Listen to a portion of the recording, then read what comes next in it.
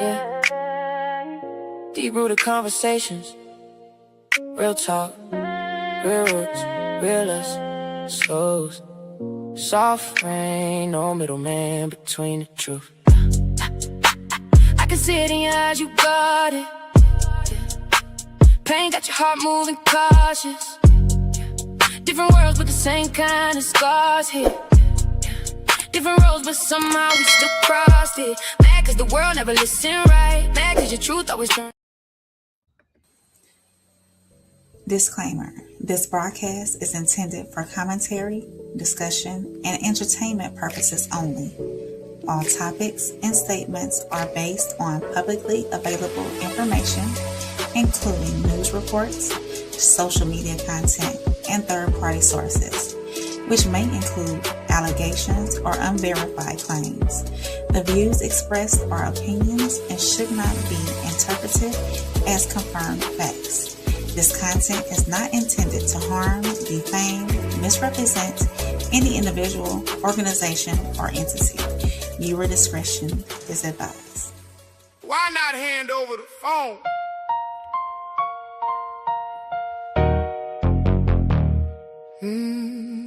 Everybody say they want the truth, till the truth starts knocking at their door. Everybody say they want the evidence, so tell me, what are we waiting for? We searched the water, searched the boat, played every interview quote for quote, pointed fingers, called out names. Everybody got somebody they blame. Every timeline under attack, every statement running back. If we turning every stone we own, then somebody tell me, why not the phone? Why not hand over the phone? If we're searching for answers, leave nothing alone. Maybe there's something, maybe there's not, but how will we know if it's never unlocked? Don't pick a side, just follow what's known. Truth don't belong to a side of its own. If everything matters when answers are gone, why not hand over the phone? Concern can't change with the person involved. Same questions apply if we want this solved. Can't demand receipts from everyone else, then put certain evidence back on the shelf. Messages, calls, locations, time could mean nothing or change the timeline. That ain't guilt and that ain't proof. It's one more place to search for truth. We don't convict from what we assume. We don't make a courtroom out of a room. But if we're asking what happened that night, every relevant fact deserves the light. No mob, no sides, no verdict before it's time. No rumors, no spin. Let the evidence speak again. If the answer is there, let the answer be known. If there's nothing there, let the facts show. But don't tell me we're turning every stone. Why leave it one alone? Why not hand over the phone? If we're searching for answers, leave nothing alone. Maybe there's something, maybe there's not, but how will we know if it's never unlocked? Don't pick a side, just follow what's known. Truth don't belong to a side of its own. If everything matters when answers are gone, why not hand over the phone? One question doesn't make an accusation. One question doesn't prove a crime. But if we really want the truth, we can't only ask questions when we already like the answers. Same soil, different rules, different perspectives, same standard. So tonight, are we really concerned? And if we are, why not hand over the phone? Everybody keeps saying the same thing. If you really care about Nolan, then you should want answers. And I agree. But concern can not only apply to people we've already decided to question. Tonight, we're asking something simple. Why wasn't Nolan's phone handed over to law enforcement? Not because a phone automatically proves guilt, not because withholding a phone automatically means someone did something wrong, but because in a case where people are demanding every interview, every timeline, every message, every movement, and every possible piece of evidence to be examined, why wouldn't Nolan's phone matter too? That phone could potentially provide context, who Nolan communicated with, what happened before that night, what happened during it, what people knew afterward. Maybe it changes everything, maybe it changes nothing. But shouldn't investigators be allowed to determine that? Because we cannot demand transparency from one side while accepting unanswered questions from another. And this is where tonight's conversation gets uncomfortable. And we really And are we really concerned about finding out what happened to Nolan? Or are we only concerned with evidence that supports what we already believe happened? Tonight isn't about attacking Nolan's family. It isn't about defending the young men who were with him. And it isn't about picking a side. It's about consistency. If we want the boat examined, examine it. If we want the young men questioned, question them. If we want their phones examined, examine them. And if Nolan's phone could contain relevant information, why not just hand over the phone? One decision, one question, potentially important consequences. Welcome to Same Soil, Different Roots Town Hall 4. Yeah. Deep rooted conversations. Real talk. Real words. Real us. Souls. Soft rain. No middleman between the truth. I can see it in your eyes, you got it. Pain got your heart moving cautious. Different worlds but the same kind of scars here. Different roads but somehow we still crossed it. Mad cause the world never listened right. Mad cause your truth always turned. So there's some interesting information that's coming out and that's being alleged when it comes to Nolan's phone. Now, there have been two things that I've keyed on and focused on since this story came out, since the investigation started. The first thing was, what the heck happened to Nolan, which is everybody saying, but not specifically what happened to Nolan with his friends, but what happened to Nolan with the last person who saw him alive. Who is that? Where are they? Where did Nolan go? Did he go to the other side of the island and go to the bathroom and then he just got into the water and disappeared? Did he get on a boat with someone else? Who saw what happened? The second thing, and the main thing I've been focusing on, and we talked a lot about, is Nolan's phone. Now, we know there was a lot of skepticism coming from Nolan's family side, specifically with Christine. She's been outspoken about that when it comes to accessing his phone. She even said from the beginning, it looks like there were messages missing. It looked like there were texts. It looked like there were photos missing from Nolan's phone, and she did not know why. So we already knew from the beginning that Nolan's family had a major distrust for local law enforcement and even the friends who were involved in this case. Now we're hearing reports that the police actually never got access to Nolan's phone. Now, there's two sides to this, of course, just like there are in every story. There's really three sides to every story. But in this case, I want you guys to let me know if you think you understand this. Do you understand them keeping the phone, wanting to go through their own independent discovery, their own independent investigation? Or do you think it should have been handed over to authorities immediately? Because we're going to find out here. And shout out to Sarah Fields for reporting on this over on X. She says, allegedly, not long after July 6th, Al Sharpton told TMZ that Nolan's phone had been wiped clean. I don't know why Al Sharpton's speaking on this, but either way, Al Sharpton said, and quote, all of his photos, text messages, and everything on the phone had been erased. Allegedly, the authorities were given Nolan's phone. Christine Wells never turned it over. Therefore, the claim that anything was erased will remain unproven and unsupported allegation. If anything was actually erased, as they asserted, they clearly didn't care enough to have it investigated, or it wasn't his friends who erased it. Now, again, this is a lot of speculation in here. Again, Sarah's been doing a great job investigating this, but I think we got to pump the brakes on this a little bit because we don't know if they have their own expert, if they got with the Celebrite, if they got with someone who could look into and get the data information from this phone. We do know that they have reached out to and they actually subpoenaed Snapchat, Google, Facebook, and multiple other companies to try and get Nolan Wells' data.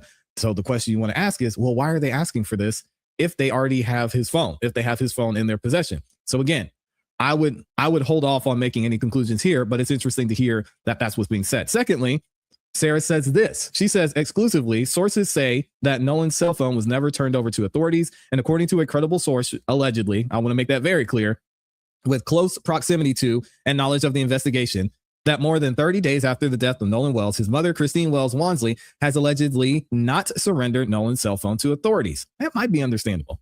This is the same cell phone that became a major point of speculation almost immediately after Nolan's disappearance and death. Christine herself made Nolan's cell phone a significant part of the public's suspicion. I think I thought about that myself. I didn't need Christine to do that. The fact that they had his phone and Nolan didn't have his phone with him, I think was the biggest red flag to anybody who saw this from the beginning. Now, initially, Christine said Nolan's phone was not with him on Horn Island. According to her own account, the family tracked the phone using Life 360, determined that it was back on the mainland, and had a family friend retrieve it from a friend's house. And Warren testified to that, or I guess said that during an interview as well. Now, Christine then publicly discussed that she and her sister found, or more importantly, what they didn't find when they went through Nolan's phone.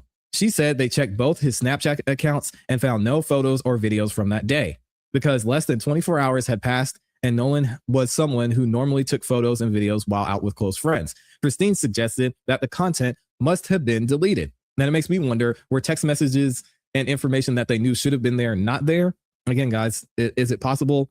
Maybe. Those statements helped fuel multiple conspiracy theories and unverified rumors surrounding Nolan's phone and what may or may not have been removed from it. It was later clarified by multiple witnesses that Nolan left his phone on the boat along with several others as it was not custom to walk around or wade through the water with their cell phones on their person. Christine later clarified her statements, acknowledging that she did not actually know whether anything had been deleted. Her belief was based on the fact that she found it strange that Nolan apparently had not taken photos or videos that day. But now there's a much bigger question. According to a source, allegedly, more than a month after Nolan's death, Christine refuses to turn Nolan's cell phone over to authorities. Again, I think that may be because they're doing their own investigation and they want to explore every single avenue of what happened until they hand the phone over to authorities. To me, that makes the most sense. But again, y'all let me know what you think. And then she says, if Christine genuinely believes foul play may have occurred, and if she believes Nolan's cell phone could contain important evidence connected to what happened, why has the phone not been surrendered to investigators for forensic examination? She has stated that she wants the truth. Well, probably because they've raised nearly $1 million and they can do their own investigation. Again, I'm just thinking with common sense, guys. I don't know. This is all speculation. This is, let's be honest, speculation by Sarah here. In my opinion, if you raised $1 million and you can do the investigating yourself, probably, maybe in a lot of cases at a higher level than local law enforcement, just do it yourself. I'm not turning over. Guys, I got this. I'm going to go to the best of the best. We got Ben Crump. We got Colin Kaepernick. We got Tyler Perry. We got $1 million. And I'll do the investigating and find out exactly what happened on this phone. And if you guys want to use that report as a part of your grand jury, evidence, then go ahead. And once we're done, I'll give you the phone. So yeah, I don't know. Could they keep a copy of the phone and then use that? Probably. I don't blame. And I, especially with the statement, as you guys know, I keep harping on that the sheriff made shortly after Nolan Wells was found, saying that there wasn't any suspicion of foul play. Christine's like, nah, I'm done with you guys. We're going to do this ourselves. So we're going to stop there. Good afternoon, good evening to everyone who's entering into the chat, everyone who's in the building. We appreciate everyone who has tuned in to Town Hall number 4 as we speak about some of the new videos. I won't even say evidence, just new videos that have come out. Just more information to put out there for you guys who are not able to watch everything, because I know it's a lot coming out. So again, this town hall is just to raise awareness to what's going on, but also for people to be able to give their own opinion and their own side. So, Brain, how do you feel initially about the phone issue with Miss Wells still having the phone and not being turned over? How do you initially feel about that conversation? With the private investigation, the independent investigation being done with Crump and his team and whatnot, I would hope to think that she's already done that with the investigators that they have. I don't know for sure if she hasn't done. Do we know for sure that she hasn't done that with the investigators that they had? We don't know for sure. So, but with that being said, I don't see why it was still. Obviously, and this is in my opinion, she has some trust issues with the local law enforcement there. She is not trusting their investigation fully. So that may be her reason for not wanting to turn over the phone to investigators. But also, why haven't they issued a warrant for evidence in the same sense? So I still have my stance on. I think I understand Mississippi is trying to do a thorough investigation. The local law enforcement is trying to do a thorough investigation there, and I understand that it takes time. But I still think that they drug their feet a little bit.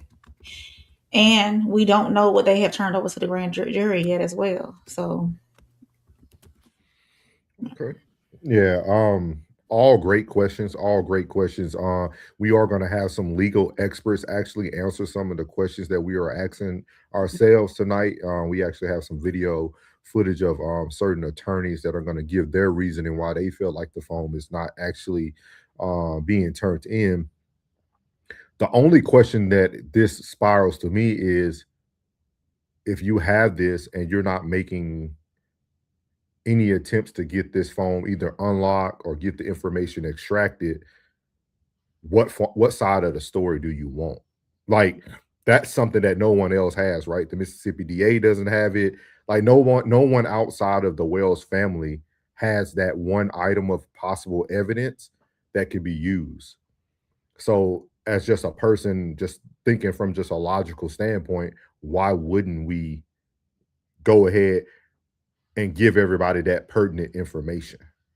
right. Like, why wouldn't you already, like, why would we want everybody to focus on a CTO audio or a picture of a boat, or like all these things that everybody's trying to like convince themselves what they see or hear? But this is the one piece of evidence that, again, Class E said it very good, right? Very eloquently. You got all this funding behind you. Why wouldn't that be your first thing? Right. Because it was one of the first things that came out, per Al Sharpton, per we just heard from his documentation. So I just think it just makes you wonder, like, if we're looking for truth and you have a source of truth, why wouldn't that be your main go-to? That'd be like if I knew in a possible murder case, I knew where the weapon was that still had blood on it, but I'm just gonna hide it and wait for every other piece of evidence to come out. But I'm not gonna give you the weapon that I already found in the trash can yesterday. Yeah. Like, that doesn't make sense. And it might have my son or daughter's DNA on it. Like, I don't, because that, you know what I mean? Like, all because and I'm sure you watch a lot of Law and Order, a lot of so like First you think 48, you all think that. about it, outside of the family, couldn't we have gotten handprints off of that to bring in everybody who's questioned who touched the phone that day? You see what I mean? Like, you think about it, just like a weapon. If somebody finds a weapon that was used in an incident, they're going to bring everybody in there whoever had fingerprints on that weapon. Oh yeah. You see what I mean? So it's like it's actually could lead us to a lot of pertinent information. You know what I mean? Then we don't have to speculate. We can say, "Yep, okay, Warren, why was your hands on that phone? Okay, what moments were your hands on that?" Like, you can bring people in and ask them very pertinent questions. So just it doesn't really raise concern for me, because I understand that, like you said, it could be the possible relationship or the fear of handing it over, feeling like it's not going to be done correctly, but I'm just feeling like, man, how long has it been now? It's been over a month now, right? Oh yeah. So I mean, some time has passed. I don't know. Like 7 weeks, I think. Yeah, so I don't know why we wouldn't 6. want that information. So Mm-hmm. So we're gonna get to some of these comments. Oh, again, just for some housekeeping, if anybody wants to come up, we will drop the link again for town hall. You can come up, speak for 2 minutes. Me and Rain are not here to combat or go against what you have to say. You can let the world know how you feel, and then we'll let you drop off at 2 minutes. Or if it goes quicker, we'll let you leave the stage. So, but we appreciate everybody tuning in tonight. Shout out to our Facebook people over there. We have Miss Deborah, we have Marcus Riley. We appreciate y'all on the Facebook side of things. Definitely. So here you go. Let's see here. There you go. We'll start here. Okay. Plug said, and hey, Plug, but why would she delete her son's phone? Penny said, yeah, the cloud would have it, but Apple's privacy laws are pretty strict. So unless they had the password, then I don't know how they would get into it. Yeah. Plug said, now, why wouldn't she turn over the phone? That doesn't make sense. She would want the truth, right? Miss V said, well, why haven't investigators sent a warrant for that phone? Uncle Plug said, all this sounds fugazi to me. I'm just saying. I heard him say that. Fugazi. Miss V said, seat. Penny said they raised a meal. How much goes to Crump and how much to the fam? Yeah, Crump 33%. If you go look at his website, 33%. Plug said, now that makes sense. She would keep and do their own investigation.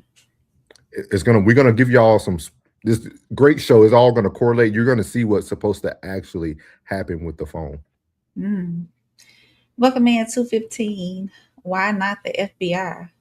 I think they were involved a little bit. Uncle Plug said 33%. Yeah. Penny said, Uncle, I'm in the wrong business. Yes, sir. Uncle Plug said, me too. Miss V said, cool beans, thank you. Penny said, I'm with Rain. Lots of cut corners, though. Too many to just be mistakes. Miles said, are warrants public info? Maybe it was issued and we don't know. Miles, you're peeking around the corner. You're peeking around the corner. We're gonna play a lot of good information tonight. Penny said, and fingerprints on the phone is a lot, because now I'm just saying. Maddie said, I would not turn over his phone to any of law enforcement. They haven't even arrested or questioned anyone, as well as the sheriff saying no foul play before the autopsy. Penny said, we do have to consider that there is stuff on the phone because he's a kid, a high school kid. He's college, right? He was going to college. Yep. That would reflect badly on his character. Maybe that too. Maybe the mama seen something in there that she doesn't want exposed. Maddie said any good parent will have their kid's password. And Marty, we're going to actually be speaking about that very soon. So we appreciate everybody who's here tonight. We're going to move on to the I call this one Town Hall one Alpha, because it goes along with the case as well. So let's see here. Let's share this, and we're going to talk a little bit more here. As many of you know, we talked about an interesting fact that Nolan Wells' family allegedly had not turned over his phone to the police. Now, there was a video that we dropped and talked about it, and we went into detail on what happened, what was being said by both sides. And now we're actually going to hear verified information from Nolan Wells' family attorney, who's going to speak on this. And then we'll actually get into the interview that was recently done by Officer Tatum, where a lot of what's being discussed when it comes to Nolan's phone, when it comes to the audio, the CETO audio specifically in this case. And we'll get into that shortly. But first, Sarah Fields posted this over on X and has done a great job reporting on and covering this. And this is from an attorney that is representing Nolan Wells' family. Here's what they had to say. Dear Mrs. McIlrath, please be advised that A.R. Smith Law, PLLC, has been retained to serve as local counsel for the estate and family of Nolan Wells. Moving forward, I will be working alongside the legal team at Ben Crump Law in representing our client and addressing matters arising from Nolan Wells' death. As the legal team has previously... And just to give y'all an update for those who probably can't see it, I don't know if you're watching on the vertical or the horizontal. That just came out August the 11th. That just came out yesterday when everybody first found out about the phone. So that lets you know that they are listening to what's going on in the public, what's going on in the content.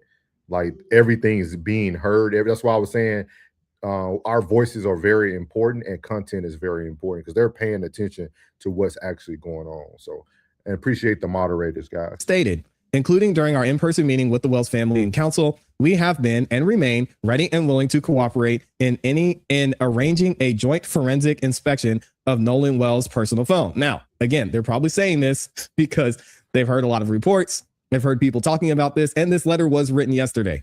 So they want everyone to know, including whoever's over on the other side, that we're willing to work with you guys to get you the information. This is something I mentioned during the last video. I said they could give them a copy. they could have the phone, they could make a copy, send it to them. There's a lot of ways they could give them access to this phone. And one of the scrutiny or one of the criticism that they were receiving was that if you're trying to find answers, why not give them the phone? And I said to you guys, looking at this objectively, I could understand in a lot of cases why they wouldn't want to give up the phone, because the phone may be a key, and I'm sure Christine believes this, to finding out what actually happened to Nolan. So you don't want to really give something that important up to just anybody, especially if you don't trust local law enforcement. You don't want to say, oh yeah, sure, here you guys go, take the phone. Because local law enforcement, in my opinion, already mishandled the situation from the beginning. So now they say, during that meeting, we specifically discussed having the examination conducted through the digital forensics lab at Mississippi Gulf Coast Community College, as well as the possibility of the FBI involvement in the process. You guys mentioned this in the comments. I saw it in the last video as well. You said, just hand it over to the FBI. It's a good point. Now, our position has not changed, they say. We are prepared to coordinate a mutually agreeable date and procedure for the examination of the phone. Accordingly, to the extent there has been any suggestion that we have been unwilling or failed to cooperate with the investigation, we want to make clear that that is not the case. Well, there you go. There's the PR move, in my opinion. You also previously indicated that Dr. Mitchell would be provided an opportunity to review the materials necessary for him to complete his autopsy review. We remain prepared to facilitate that process.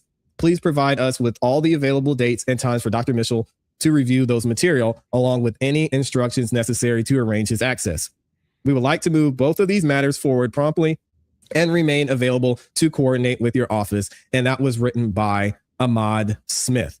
All right, so there's a little bit of commentary that was given there by Sarah. I'm not going to get into that too much, but again, I think it is interesting that this comes out the day we started talking about what was happening with the phone. I don't know if they're watching the channel. I don't know if they're looking at what's going on social media, but I think the timing is funny. So now let's get into what's being discussed about this phone situation and why it's important that the family is choosing and decided to hold the phone back. I see why they would do it. I see why they would want to handle it this way, especially if you want to be in control of all the evidence. But we're actually going to hear from Charles from TMZ, I know, and we're going to hear from Don Lemon. He actually did a short and brief interview on Don Lemon talking about some of the things they're finding out behind the scenes when it comes to why the family kept the phone and what that's going to look like moving forward. I'm not going to play the full interview, but I will leave a link in the description so you guys can go and watch this full interview from Don Lemon. Check this out. I mean, it sounds like the family, I think you nailed it, saying that they're willing to work with the authorities, but they don't trust the authorities. And what I heard, the key thing there is they said they're willing to do a joint forensic examination of the phone. It doesn't sound like they have been holding on to the phone. They don't want to give it to the authorities and let them and leave it to their device, to them to do their process without having their own investigator there at the same time. So it sounds like, basically what they're saying is we'll hand over the phone, but we're going to send our forensic investigator too, and they will sit there with your investigators and go through the phone. But it doesn't sound like they're willing to just hand over the phone and let the authorities do whatever they want with it. Mm-hmm. I mean, do you guys agree with that? Do you think it's understandable that they wouldn't want to give the phone to authorities, and that now that they have all these resources, they have Ben Crump on the team, that they're able to just do it themselves? They really, I want to be honest, guys, you don't really need the police to help you with that. You don't need the police to conduct the forensic interview or to look at the digital forensics of the phone. You can do that yourself. You can go to Celebrite, say, I have this phone I want you to get the information from, and move from there. So again, I mean, do they maybe have more resources? I don't think so. Let me know what you guys think. So, but it seems, in some of these things, Charles, it seems like a long time, right? I mean, you and I were discussing what happened with some of the other high profile cases and the toxicology reports and all of that, the autopsy reports, all the things. These things don't happen as quickly as people would think in real life, right? It's not like Law and Order where the case is solved and you get all the information within, an hour, 45-minute period. Well, you can. No, it's definitely not like that. And, we were just talking about it this morning before our morning meeting that it's coming up on, I believe, 7 weeks now. Mm-hmm. Next week will be 7 weeks. And typically it's around that 7 to 8 week period where you start expecting that there could be toxicology results coming out. Not before that, but every department around the country is different. I'm basing that mostly on cases that we've covered here in LA, but I can't speak to how the process works down in Ocean Springs. But around 8 weeks is when you could say, what's going on here. And obviously people have wanted the autopsy results, the toxicology results. They wanted it, 2 days after Nolan's body was found. It just doesn't work that way. But, if this thing drags on to, beyond 10 weeks, beyond 12 weeks, people are really going to start asking questions. And the question is going to be, and I understand why the sheriff has not wanted to discuss a lot of what's going on in this case. It's an open investigation. I get that. But you also got to be realistic about the fact that this is an incredibly high profile case with a lot of attention around the country and is creating a lot of divisiveness around the country. So, you know, at some point you would think the sheriff has got to come out and say, look, here's where we are. We know everyone wants these results, but we just don't have it yet. And here's what's happening in our lab. They tell us it could be, give people a range or something so they have some expectations. But, you know, that's not happening. And I don't think that it should have happened up to this point. I'm saying that in the next couple of weeks, if we don't hear anything, people are going to get very antsy. Yeah. And again, I mean, we have to wait for the grand jury. I think there's really nothing that the sheriff can do at this point, because as we know, the district attorney said, listen, we got the autopsy. It's done. It's going to a grand jury now. We'll have to wait and see what the grand jury says. I don't know that the toxicology is done, as they said. So that seems to be most likely the final piece to getting all of this ironed out. So there you have it, man. Class E does a great job breaking down the news. So I really enjoy taking in his content. He does a great job. So shout out to Class E. What is your thoughts about that? I wanted to play on back to back. So Yeah. some of the questions were kind of answered for the chat, but they also, you know, because I think we're all on the same page to feel like you can understand why she wouldn't want to hand over the phone. Yeah. But we're also at a point now where if you want answers, the world wants answers. Are you waiting for the toxicology report? Like, why did you write a document the day that you see everybody speaking about the phone? Like, how does all this correlate?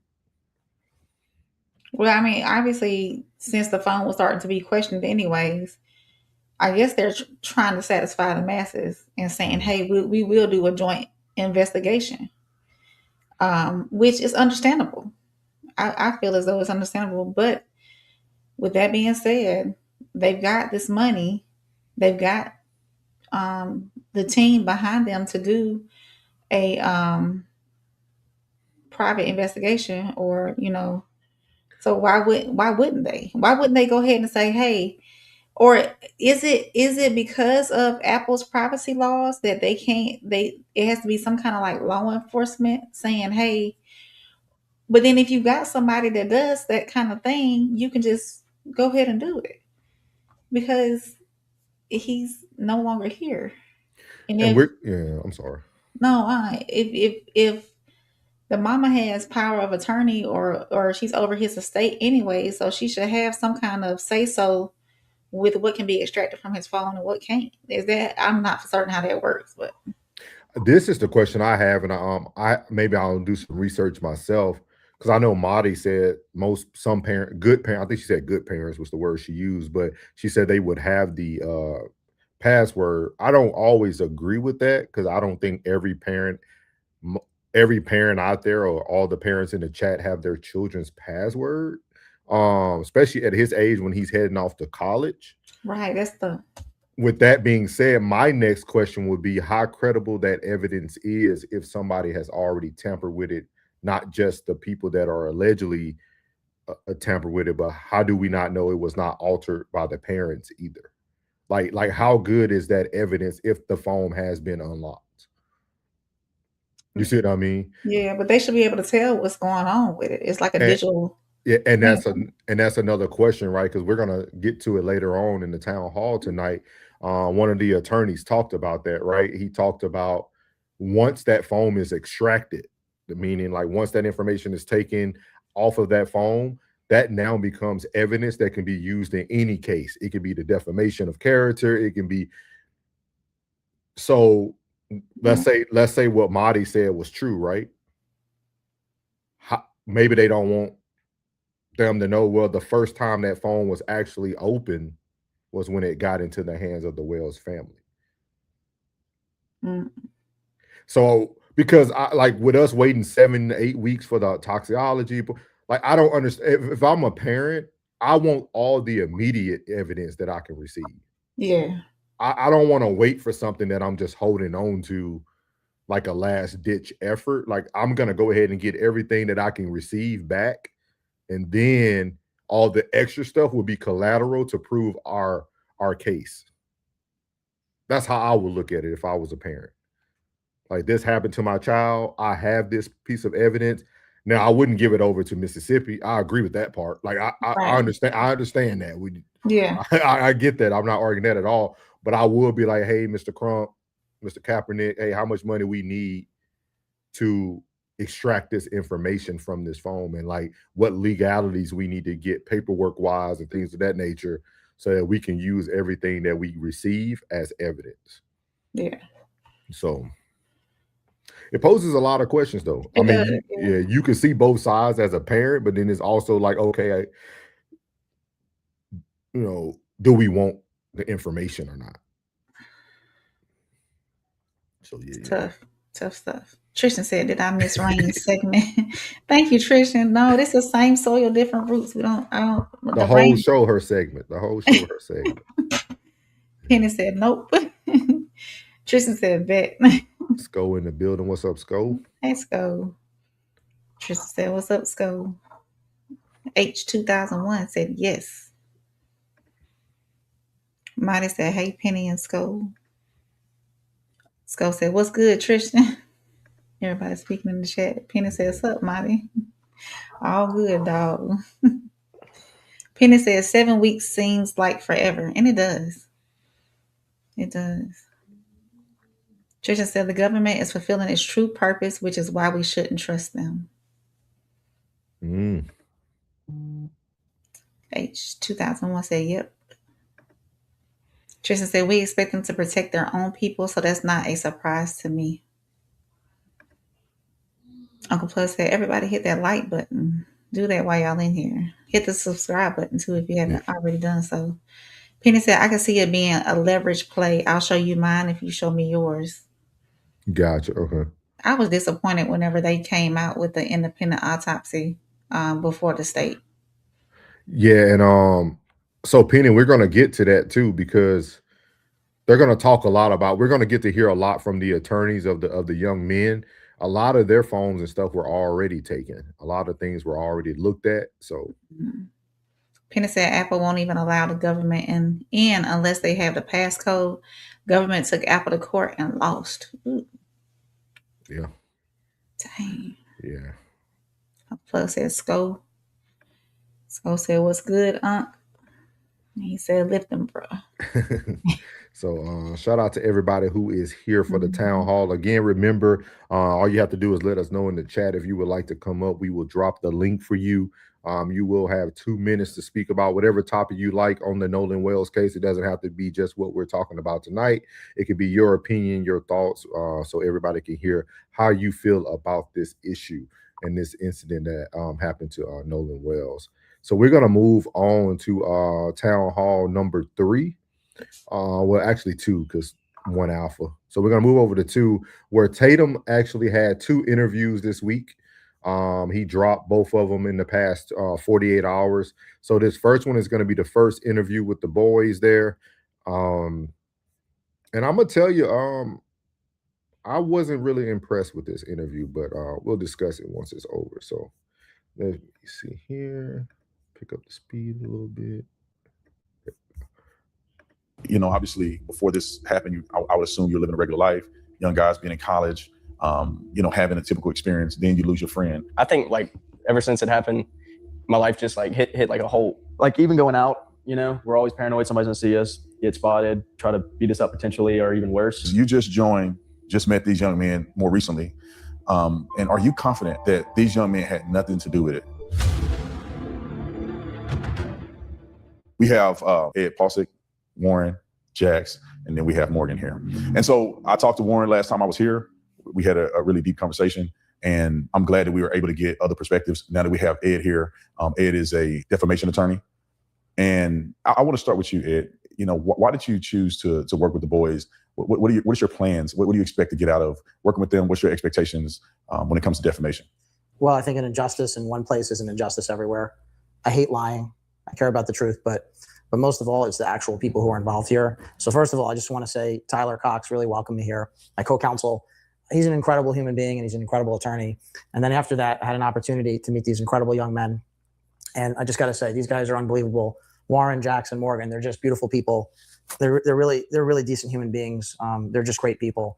And, that's why I'm here, because I want to help great people. And this is a very sad situation, but it's also a very human situation, and it's a tragedy. So you guys have, obviously before this happened, I would assume you're living a regular life. Young guys being in college, having a typical experience. Then you lose your friend, Nolan, and after that, what has life been like for you guys? I think ever since it happened, my life just like hit like a hole, like it just stopped. And I mean, we just got to live day by day from now on. I could say definitely a whole flip upside down for our lives. It's like even going out, we're always paranoid somebody's gonna see us, get spotted, try to beat us up potentially, or even worse. We're really just trying to stay low key and not go out as much or anything like that. It's been hard because my friends and I are people. I mean, we like to be out and hang out outside of our friend group, and not being able to like go certain places or walk around in public because our head's always on a swivel. It's really affected all of us. I mean, especially in like my family's standpoint. My safety comes first. My friends and family safety come first too, and it's been really hard because I'm worried about like my family as well with me, and it's hard, but we're just going day by day and just trying to get through every day. Can you give me some examples of what has happened? Have you guys had things happen online, threats online? Have you guys have any examples of people accosting you or anything like that? Oh yeah, we have had countless death threats online.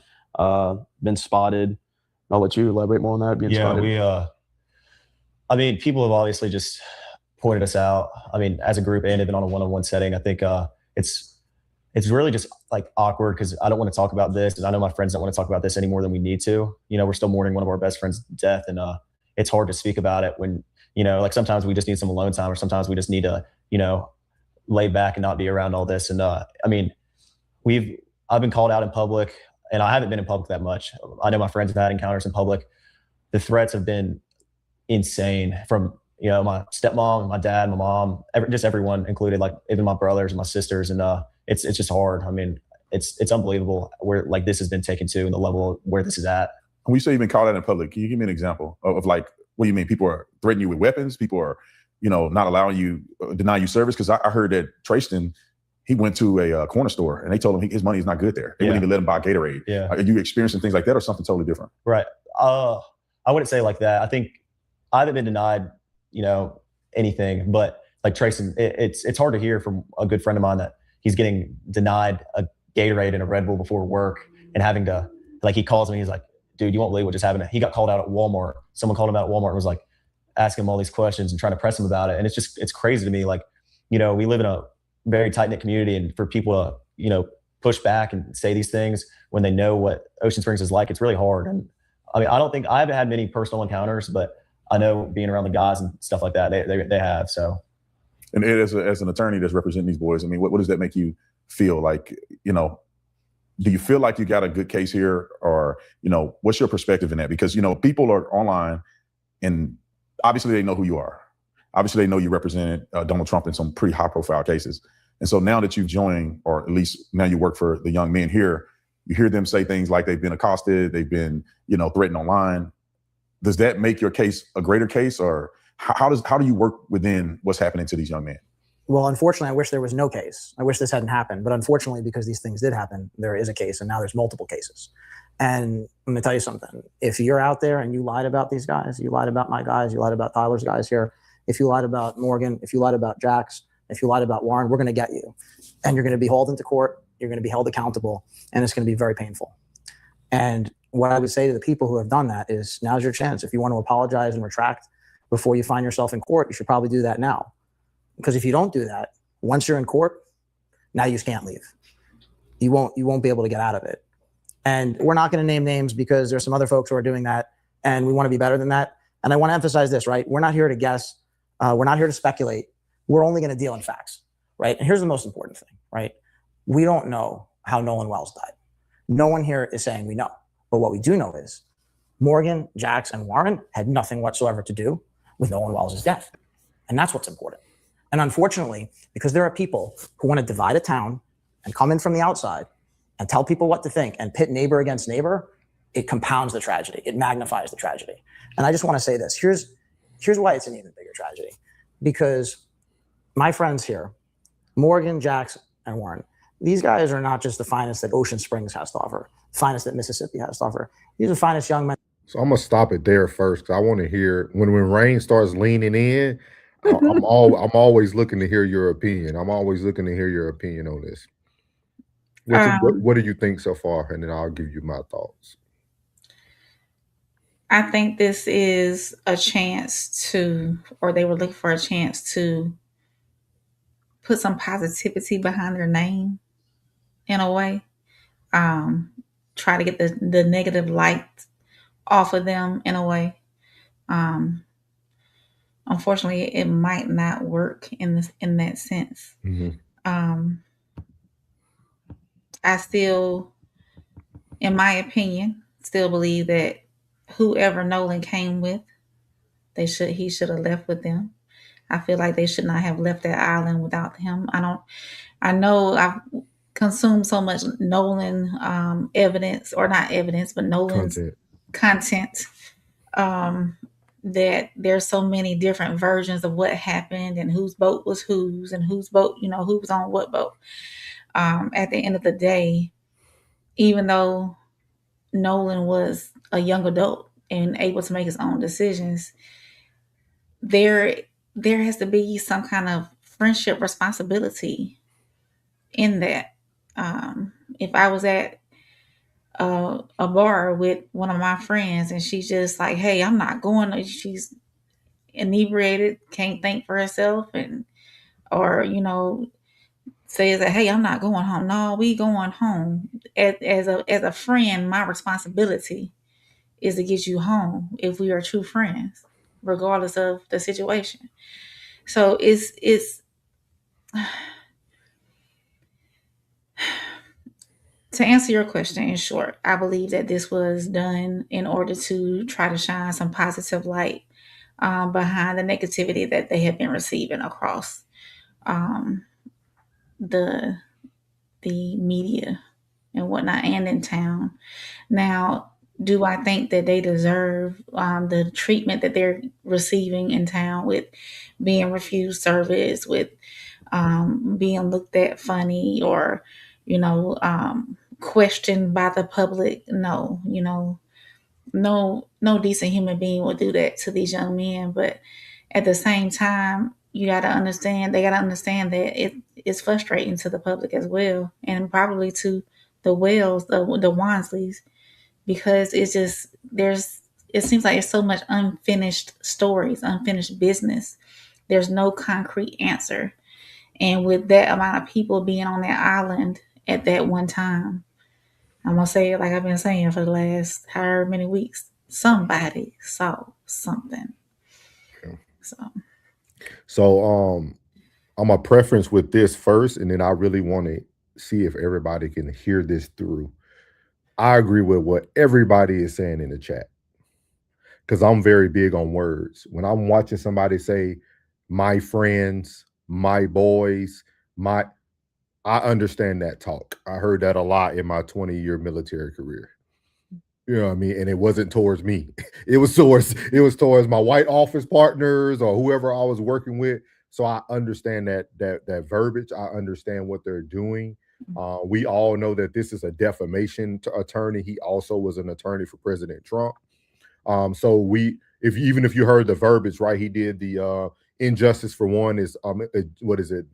That little saying they did throughout the yeah. whole, yeah, like with that being said, I want you guys to think about it in this manner too, though.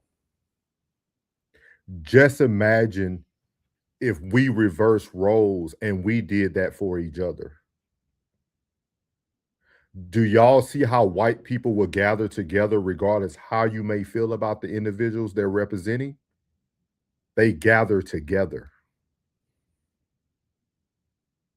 Let me say that again. They gather together. That's why they're so strong. That's why this attorney can speak with so much authority and trying to place fear. I think somebody said he's doing like reverse crump thing, reverse crump bites type thing. With that being said, but they're never introducing division amongst each other. Because we don't know how they might feel behind the door. We don't know what conversations are going on behind the scenes. But at the same time, I guarantee he told them everything they needed to say and they said it. We have to learn how to, even if we disagree, let's learn to look like a unit together. You see what I mean? Like when you think about even Brandon Tatum, he's handpicked, even if he's handpicked. So what would you call a DL Hughley, right? He's handpicked to divide. So now you put both black men against each other instead of saying, "Hey man, let's come on our podcast. Let's talk positive. Let's positively disagree, but let's have the conversation." And the last question that everybody should ask each other is this: do we want justice for Nolan Wells? You do? Yeah, I do. Okay, cool. We're going in the same direction. Yeah. Doesn't matter how you feel about me or how you feel about the situation. At the end of the day, if we both say we want justice for Nolan Wells and the truth, we have the same vision. So when we go into this room, we need to be a bunch of niggas together. We can divide outside, but when we walk in the room, we should be together. So regardless how you may take this information that they're giving out tonight, white people show you why they continue to be above, because they stick together even when the things are effed up. Even if they know there's a liar amongst them, even if they know it's the wrong person that they're defending, they look together as a unit. You can't beat that. Those four sitting together is stronger than the 20,000 black people dividing because we don't feel the same about something. So I really want y'all to always take away, we can disagree with what we're seeing, but we also need to see what they're showing. Regardless what, you're going to see this whole pattern throughout the night of just the division on one side and then the unity on the other side. So I will get to some of these chats and then we'll play the rest of the video. I'll let you get to that, ma'am. Uncle Plug said the lawyer said that if anyone accusing these men of anything, they will be sued. Well, I say come get these $13. Penny said straight coached answer scripted. Sko said, man, F them boys and their lawyer. Uncle Plug said, me, I didn't do nothing. They, we didn't say you did. Me, I'm getting an attorney. They, now you look like you did something. Me, huh? Uncle Plug said, were you accosted? Yeah, but no, but yeah, but not really. But I was in fear of my life. Well, kind of. Tristan said, well, we know what Ocean Springs is like, sir. Penny said, don't start none, won't be none, homie. This is extreme. A human died with no answers. That's extreme. Shaking my head. Definitely agree.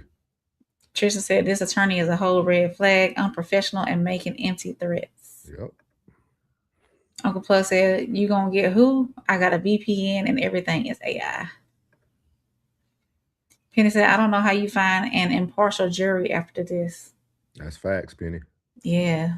I think it got to be in a whole nother state or something with people who don't even know what's going on. You need somebody who don't have internet access or anything.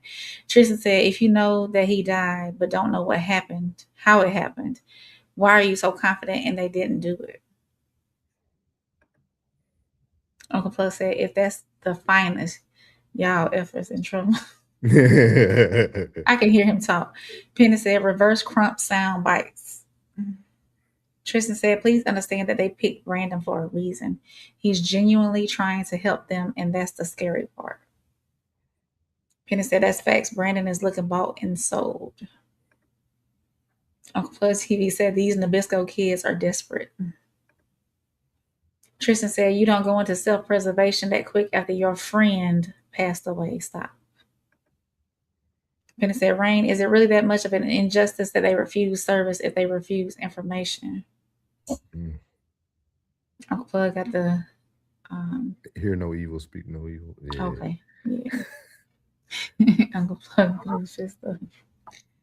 Tristan said, I agree, souls 100. We only come together temporarily. Penny said, souls agree, but it won't ever happen. Uncle Plug said, or turmoil. Penny said, we get Brandon out here poking holes in the boat. Unless my eyes deceive me, he black too. UNITY. S-U-N-I-T. Penny said, you put but a black man is giving them a platform to band together on. And you got to look at it in reverse, Penny, too. They're giving him a platform because he's saying he's looking for truth. Like that's why I always say, you know, I enjoy doing these town halls because I'm taking my emotions out of it and I'm just trying to look at it from what people are giving. We can look at it like he's giving them a platform, but we also, if you watch all of Officer Tatum's stuff, he sent emails out to Crump and them told them they didn't want to speak. Like he's giving everybody the same equal opportunity, but again, we choose to not come together because we don't think alike. And then we look divided. But then this man is saying, hey, I'm just looking for answers. And these white boys are willing to give me answers. You guys are not. So we can't really fault someone who's trying to seek truth. So Sko said, Penny, he's borrowing the skin. Penny put a thumbs up for Sko. Penny said, Rain, they got to be on Mars at this point to be impartial. I know. I know that, and that's the thing though. You know, you can't. Maddie said, truth is not scripted, and those boys are running off a script, and that lawyer is the most unprofessional lawyer seen, but he represents Trump, so I can't expect too much from him. I agree, man. I think everything everybody is saying is valid, but I want you to take away from what, like even this Paul Stream, I didn't do it on purpose, but look at the stream. Look at the face of I was getting ready to say that the one in the middle, look at his face. Yeah, like when you think about it, like look at the stream, like regardless how it looks, they're banding together. Like regardless how we want to look at it, they're banding together.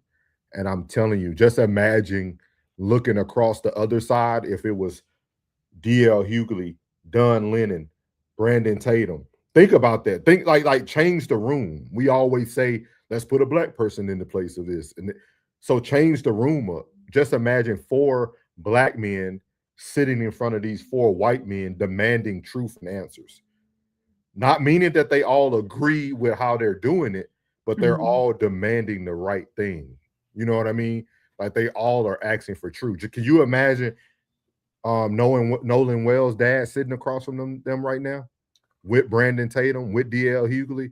Like we have to be able to still come together even in the midst of everything. You know what I mean? Like regardless. Sko said he represents Trump, and Trump is a 38-time convicted felon. Sko said I wouldn't trust him to be my lawyer. Yeah. But Sko, you know what I mean? He's there to do defamation, and he won that defamation case for Trump. So again, they're picking the person who has a winning resume, just like the black people pick Crump. You see, everybody's doing the same thing. We just don't want to see it, and we don't want to see both sides because it makes people feel a certain way. But I try to look at it from the full picture of what we're seeing right now. Did you have anything else, Rain, before I played? Well, his name is Jax in the middle. Yeah, when he started talking, he didn't know what to say. I don't want to accuse nobody. But it just seemed like he doesn't want to be there at all. Like he was maybe forced to be there, or like, look, we need to do this together, though. You know, we got type deal. So yeah, you can go ahead and play it though. But just looking at his face is just that America has to offer. You know, really great people. And Tyler actually taught me good Ocean Springs people. That was one of the first things I heard when I got here. So I'll just say that they're good Ocean Springs people. Think about that, y'all. He's not even from Mississippi. So he don't even know what's going on. Like, he don't even know what's going on. He's just going to represent his people. Yeah. Sorry to interrupt. I know you're enjoying this incredible interview. Can't give you that. So this is not 90%. It's not 99%. It's not 99.9999. There's no decimals. There's no anything. It's 100%. 100.000%. Nothing. They did nothing wrong. And that's the problem for our opponents here, who have ruined their lives, dragged them through the mud, and attacked them. You don't get to lie. We have a First Amendment. We love our First Amendment, but you don't get to lie and hurt people. You want to lie and it doesn't hurt people? Fine. You lie and you hurt people. That's why we have defamation. And that's what this is about. So I just want to emphasize this in the strongest possible terms. Zero wrongdoing. Completely innocent. Totally innocent. And categorically innocent. And you guys have had experiences with either people threatening you online. I know that, Warren, we talked about this before. And we talked a little, or at least spoke a little bit about when you go out, you guys are getting accosted by people. Can you give us an example of, or at least tell the audience an example of an incident where you guys may have been accosted? Or what does that look like when you go out? People threaten you with weapons, or people trying to physically harm you, or people having to be restrained? What kind of engagement is happening when you guys go out? We went to a restaurant, a couple of buddies of mine, and when we were, I wouldn't say threatening with weapons or anything, but I felt, and I know my friends felt, threat for our lives. I mean, I don't think there was like a fear factor, but at the same time, like it's awkward in public, like I stated, like when we have to talk about these things. But we went to a restaurant and someone came up to me and was like, "Is this you?"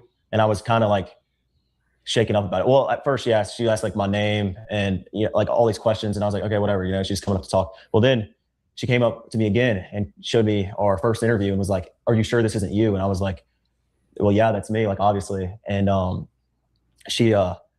she kind of just, I looked at my buddy and I was like, "Yeah, we're leaving, like close everything out, like we're going." And I left, and there was an altercation after I left with some of my buddies that weren't involved in this at all.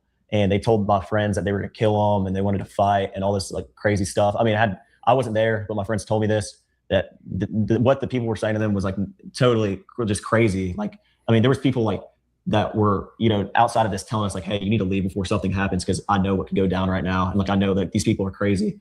So, I mean, we all felt, we were kind of shaken up about that. It was weird because it was our first encounter as a group. And I think, "No, I don't have TikTok, anything like that." She was like, "Oh, okay." And then walked off, and then came back with, like you said, the first interview on her phone, and showing him. She was like, "So this isn't you. Either you have a doppelganger or this is you."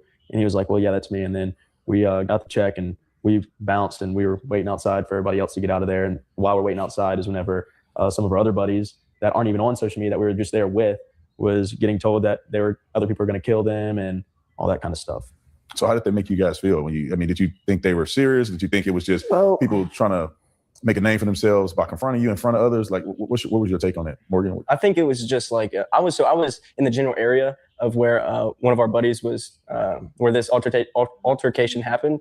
And I actually got into a conversation with a fellow next to me that wasn't even involved. And he told me straight up, he was like, "If I was y'all right now, I would leave before y'all get hurt. Y'all need to leave right now. I'm just watching out for y'all and making sure y'all are safe." And I mean, I wouldn't say that those people would have physically done something in that moment, but I think they were playing like almost like a mental game, like just to get into your head and just almost like make yourself like just think these things that obviously are not true. If you can go back to the very beginning of this, how do you think this should have played out? Because I always question in my mind that when I go back, I look at what happened, I look at the initial stories with Nolan, and you guys knew him, right? I didn't know him. I know none of you guys. I just had a chance to meet you guys more recently. But how do you think this should have gone? If you could control the environment, Nolan is found deceased. How do you guys think that this should have been put out to the world? So first off, I wish that none of this would ever happen. I wish Nolan could still be here with us today. And I wish that, like I said, none of this would ever happen. Like I wish that all this could be erased and Nolan could be here tomorrow. I mean, that's more than anything. But other than that, I feel like his mom blasting us on social media from the get-go, saying that he was out there with Warren and another guy. That's where it first started to take off. And then also the fact that she posted a picture of me and Morgan and another guy and Nolan on the boat together, blasting that out there, pushing this narrative, kind of, I guess. I wish that would have never happened either. And I don't think if those would have never happened, a lot of this stuff wouldn't have been as viral or gone all over the country at this point. I mean, this is a countrywide news story that is just blown out of proportion. And the fact that it was our best friend and it's not what people are saying it is what hurts the most. I mean, that was our brother. I mean, straight up. That's what I told his dad the night that he came over to my house. He was like, blah, blah, saying something. I was like, "Dude, that was my brother." Like, and you know that. He knows that. We were picking him up every single day. He never drove. I can't tell you how many times I pulled up in his driveway and picked him up. And it wasn't him asking. It was just because that's what we did. We just picked up Nolan all the time. That's how we, came about all the stuff that we were going to. We'd go and pick him up. That's how much we like to be around him. We would do stuff like that all the time, Well, So I'm gonna stop it there. What is your thoughts on this, Rain?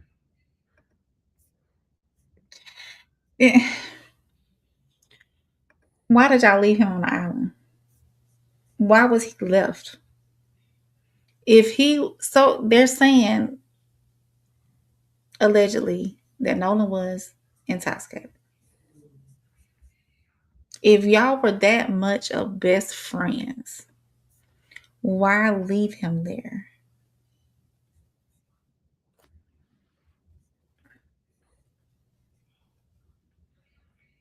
It just irks my soul because you're saying best friend this, best friend that, but you left him there, knowing and allegedly from what we've been hearing from all these different places across the social media space, he was possibly intoxicated. If that was the case, and he is so called your best friend, why did you leave him there? The other guy said something too, but I lost my track of thought that I wanted to say something on, but it's okay. But I think that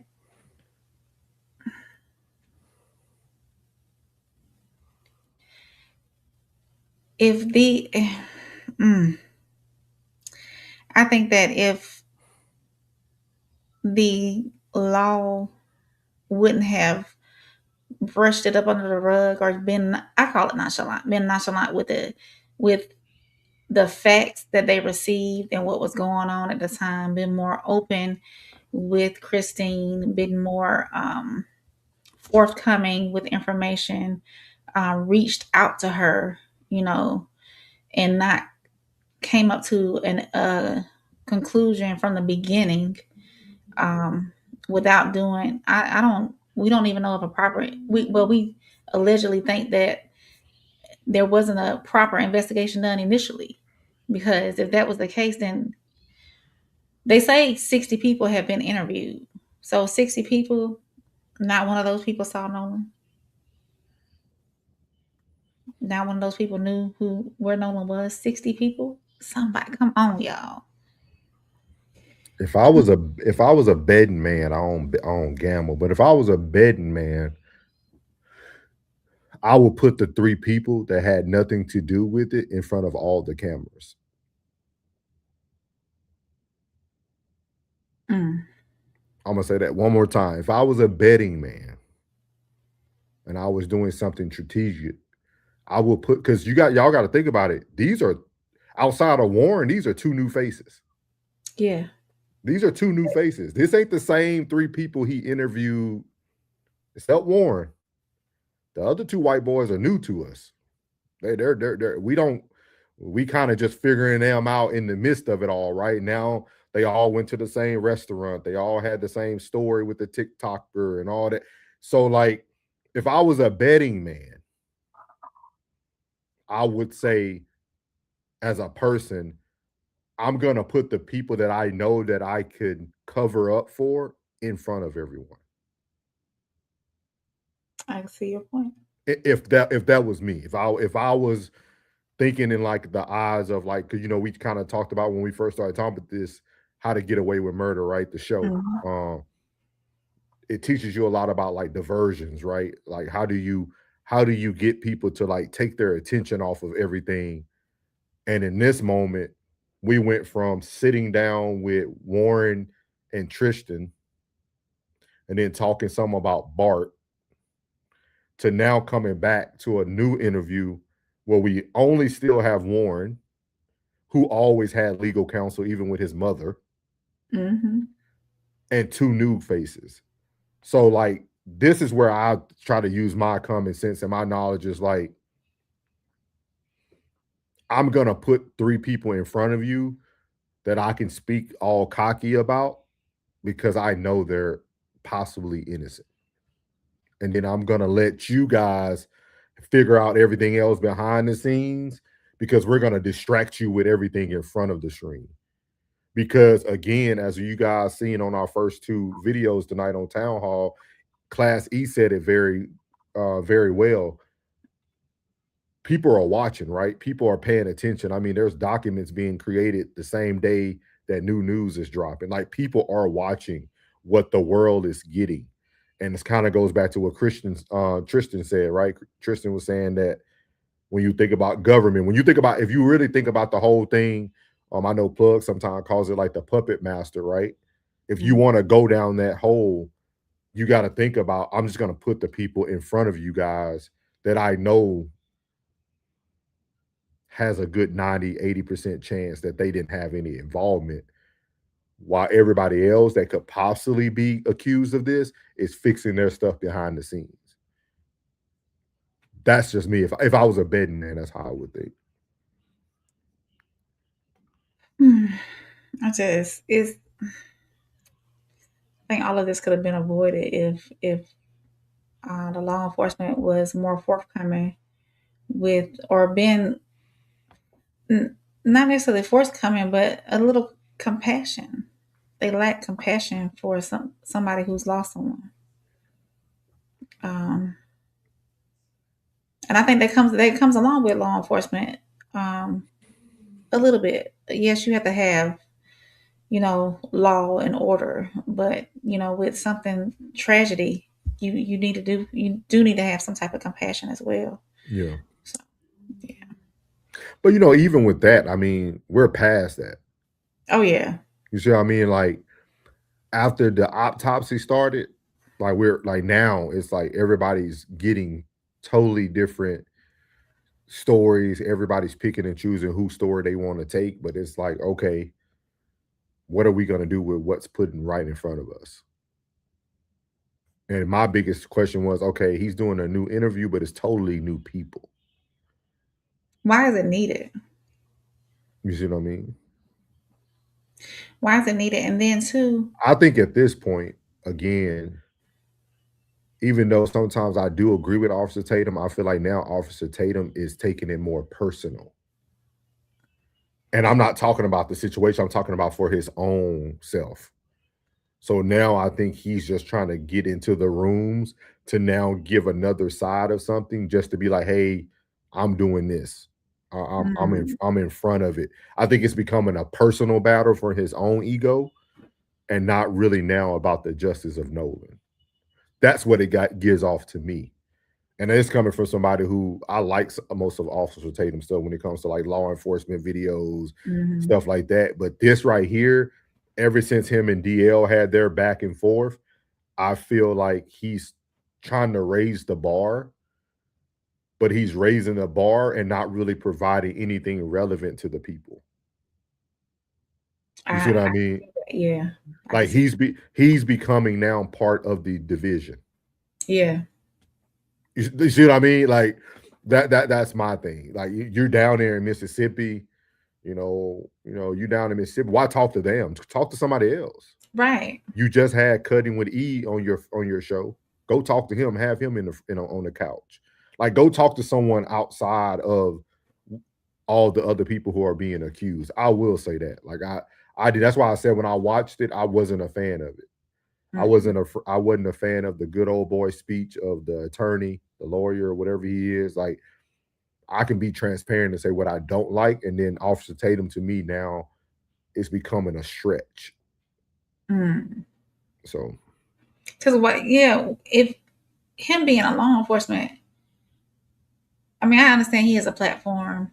I understand he needs to make content, but him being a law enforcement, a previous officer of the law, he knows that investigations need to happen. And who knows if you're not hindering the investigation with putting these guys on your platform? What if they drop something that, of course we're saying that it's scripted, but what if they drop something by mistake that they should be dropping? I mean, it's and two, I will say this. It still seems so suspicious that from the beginning, after this happened, they deactivated their social media accounts to include the mom, to include the stepmom. So if you're not guilty in that sense, why even go through all of that? If you're not guilty in that sense, then why do you need to prove yourself on these platforms? Why do you I don't know. I don't know. Tristan said, how did the mom blast y'all when all she did was tell the truth? Did she lie? Penny said, shoulda, woulda, coulda.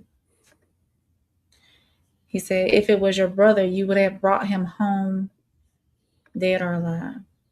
I feel the same. I feel the same. Marty said, if they picked him up all the time, then why did no one know where his house was? I didn't know that, Marty. That's new. That's new to me. Because I thought everybody parked there for like a homecoming or prom or something. Yeah. So that's new. That's new news to me. So yeah. Tristan said he couldn't drive, didn't have his phone, he was drunk, but y'all still left him. Exactly. I'm gonna leave my best friend on this island knowing he intoxicated. That just don't sound right. Walt Diesel said they left the island in a hurry, but never said why they wanted to leave the island early. And you see how everybody here is thinking. You would think like those would be the questions that people would ask. Yeah. Penny said, if he's your brother, the only reason to leave Nolan and not call 911 and stay is to get a pound of flesh for your blood. Tristan said, I see an element of white Christian nationalism going on too, but never mind. Penny said, so true. They probably don't have nothing to do with it and have them there to dilute and pose reasonable doubt. Yeah, that's just my opinion, Penny. Like just being a bed man, like that's what it looks like. Penny said, random, but what government smokescreen is this for the American people since this is flooding the airway? Because it's taking our attention away from something that they're passing under our noses, like flock. So, Penny, when I think about that question, again, we talk about this a lot on No Middleman. I feel like these are those micro experiments, right? I think if we believe in these government experiments or smoke and screen, I think it's always an opportunity to say, hey, they still divided. We good. They're still not coming together. We good. Like, don't even worry about it. Get that white girl that just killed that black boy, give her 6 years instead of 35. They won't even pay attention. Oh, you know that mom over there in Memphis that had to shoot the man that was under her 13-year-old daughter bed? They're not even paying attention to it. Oh, you know those people that was hung in Mississippi? They so divided, man. They're so focused on Nolan Wells. Just keep doing what we doing here. I think these are just micro doses of experiments that I always talk about. And that's why I said I feel like we have to come together even if we disagree, as long as the vision is the same. Uncle Plus said, but a spin. Let's say he's trying to get the boys on the platform knowing they would change their story. I can see that, Plug. I can see that. He said, nah, I digress. You gave up on it, Plug? Nah. Penny said random, but where is the real mom of the boy of Warren? Because isn't because that's his stepmom. That's a good question, Penny. Yeah, that's a good question. Do some digging for us, Penny. That's a good question. Mighty said they still could have returned the phone because they didn't know where his house was. No, Warren done pulled up to the house before. Warren know where they lived. Yeah, I ain't. Yeah, we could have missed it, Marty. We could have missed it. Yeah. We appreciate you. We could have missed it for sure. Plug said, "Good question, Penny." Tristan said, "The questions we are asking are so basic, though. But again, common sense is not that common." That is true, Tristan. That is true. Tristan said, "Black folks have been sheep to the wrong shepherd, and that's the main problem." But Tristan, we covered yesterday, man. Even the ones in the pool pit too. Purple Groovy, welcome in. The guilty dog barks first. All right. Welcome in, ma'am. I think you came in last time. We appreciate you coming back. I know we've seen you before. Thank you. Make sure you hit that like button. Mighty said it was the first interview with Tatum. Okay. We'll go back and look at it. Yeah. Mighty, you might need a cover, man. You know, Tatum might be slipping up himself. He might be slipping up himself. So we're gonna move on. We're gonna get back to the good old boys because they had a second interview here with Officer Tatum where they start to talk about the CETO call. So they're gonna start talking about what actually happened, and I'm gonna speed it up a little bit. So here we go.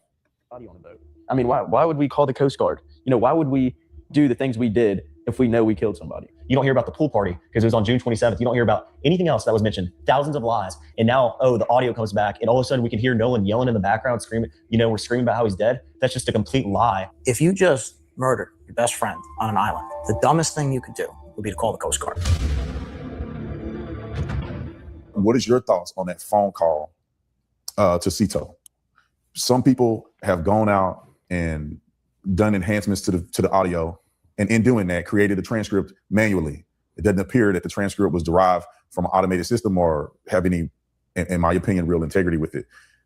What are your thoughts, first, you guys, on the audio, and then I'll get to you, Ed, on could that be a defamatory area the way it was produced? So what do you guys think about that audio? Well, I can go ahead and say that as you posted that clip of all of us on the boat, as it's not rolling, but right there sitting in the water, Wyatt's on the phone with Cito in that clip. I mean, he's on the phone.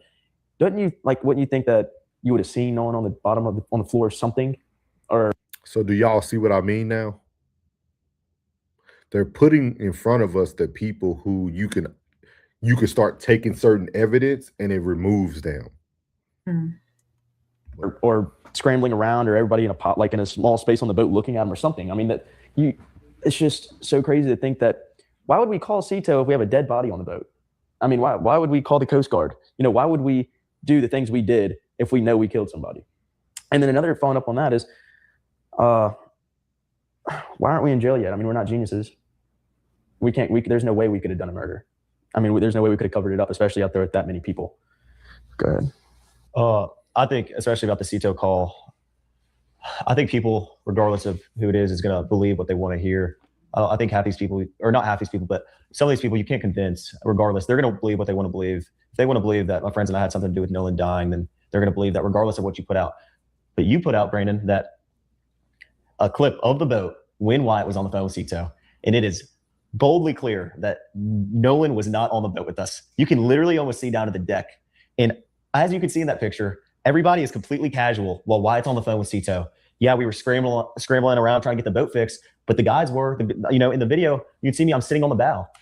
If there was someone dying on the boat, why would everybody just be sitting there waiting to either get towed in, or in the first place, like Jack said, why would Wyatt call Cito? It's crazy. The reason we turned down Coast Guard is, why would we call Coast Guard if Cito could pull us in? But we fixed the boat and we ran into Fort Bayou, and that's it. The Cito call was completely enhanced, and these people just want to believe what they want to hear. And that's exactly what they're doing. So it's just crazy to me that people have tried to twist this and twist the audio. When we came out with the first interview, it debunked half these lies, and now you don't hear about any of it. You don't hear about the pool party because it was on June 27th. You don't hear about anything else that was mentioned. Thousands of lies. And now, the audio comes back, and all of a sudden we can hear Nolan yelling in the background, screaming, we're screaming about how he's dead. That's just a complete lie. And it's another lie to push this narrative that people don't want to turn down. It's insane to me. Sorry to interrupt. I know you're enjoying this incredible interview. Make sure you hit the like. And I can start here and we'll go all the way down to and with you, Ed. But Morgan, if you had an opportunity to have this projected to everybody in the United States of America, many people who have made statements about you and about what occurred that day, what would you say to them? Like just a 30-second, this is what you would want to convey. I mean, first I would say that, it's proven in evidence that they're all lies. I think that most of these people are just going to, I say most of these people, a lot of these people that have posted stuff out there, they've just been lies backed by no evidence. And if I had one thing to say to them, I'd say, do your research before you go out saying something that's not true, that could hurt someone. Just do your research. I mean, it's easy. All you have to do is just scroll like they do all day long and find the evidence that's right in front of their face. And I mean, it'll prove its own facts. I could say I would want to add on that, do the proper research. Sort through all the lies. I mean, and a lot of these stuff, like you can just tell straight off the bat it's lies. And for one, it's defaming us. And for two, it makes you look like a dummy. I mean, like, you're just saying stuff, just pulling it out of who knows where. And you just look like an idiot on your phone making this TikTok or whatever. Do your research, man. Like, if you can't simply do that, don't get on your phone and start making a video. It's just kind of concerned me with like how people have the time of day to just make up complete lies out of something that they have no evidence of and to post on social media to put other people down. It's insane to me, like how just people push this and want to make this a story that it's absolutely not. I don't know what happened to Nolan. My friends don't know what happened to Nolan. But for people to come around and say, oh, this happened for a fact, and I know this, and there's no telling me otherwise, then that's just stupid. You have no, like, half these people that are saying all these crazy things on the internet, those lies have already been debunked. There's evidence supporting this is a lie. Like, why are you still saying this? These people just have no idea what they're talking about. And it's very clear because a lot of these people just speak without thinking and post stuff without thinking. But at the end of the day, it just looks really stupid on their page and whatever they're posting on. But it's just sad. Like, people really take the time out of their day to post a bunch of BS lies on a bunch of 19 and 20-year-olds who have never done anything to hurt anyone and, loved their friend. Like, I love that man more than anybody. And like, so did all of my friends. And it's absolutely. You left them on a secluded island, homie. I'm sorry. No, go ahead, do your thing. You left him on a secluded island. I love my friend. You left him on a secluded island, possibly intoxicated. Allegedly. You didn't do your due diligence as a friend, sir. Want to come on and push this narrative. With that being said, also, that's why I feel the town hall is very, very important, because we allow the information that's being received to form the conversation. And they're taking advantage of what we could consider fake news, false narratives. That's all they're doing now. They're taking everything that everybody is debating and trying to make it look like, look, you don't even know what's going on. We know the truth. And that's why sticking to the facts are so important, because they're going to always find a way to manipulate it and use it again. That's power tactics. I'm going to take everything that you debunked, that y'all said out here for 7 weeks. Y'all debunked it. Now I'm going to come talk about it. Okay, I'm going to sit back another 7 weeks and let you debunk some more. And then I'm going to put myself in every place that you already debunked. Because technically, we don't know who boat it was. Nobody said what boat he was on. They just sent the audio out. Yeah. You see what I mean? But now they're showing you this picture that he wasn't on the boat. You see what I mean? Like, and that's why I said, if I was a betting man, I will put the people in front of you that I know it's easier to disassociate from what actually happened. And it's happening right in front of us. And that's why I always try to speak on like facts, because when you're able to keep your emotions away from it, it allows you to see everybody play. You see the play from everyone, not just who you might feel is guilty, but you see the play from everyone. And I really hope that the foam now comes into play, because maybe it'll give us a different picture. Maybe it'll give us some text messages that were sent prior to, or some beef that was going on in the text message thread. It's so much stuff that could already be there that I think now could hold them more accountable. Because right now they're using everything that the world is debunking as their platform. Mm.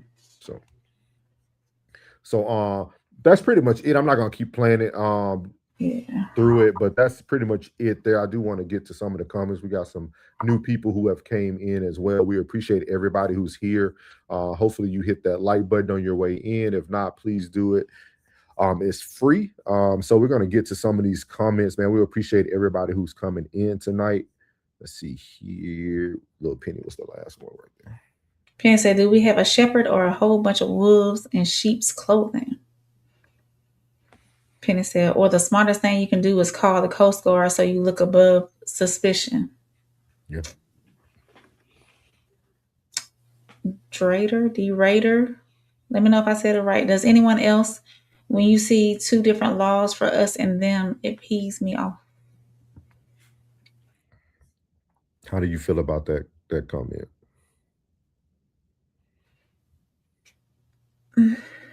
We know that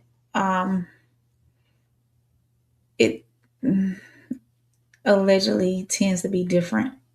Not for everything, but for some. So yeah, of course.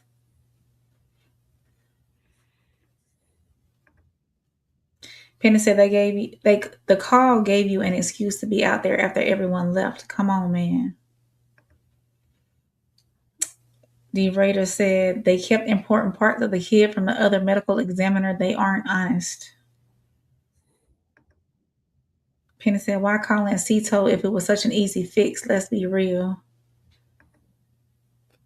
The Raider said, I wish we could see hearts and thoughts. I'd be ugly.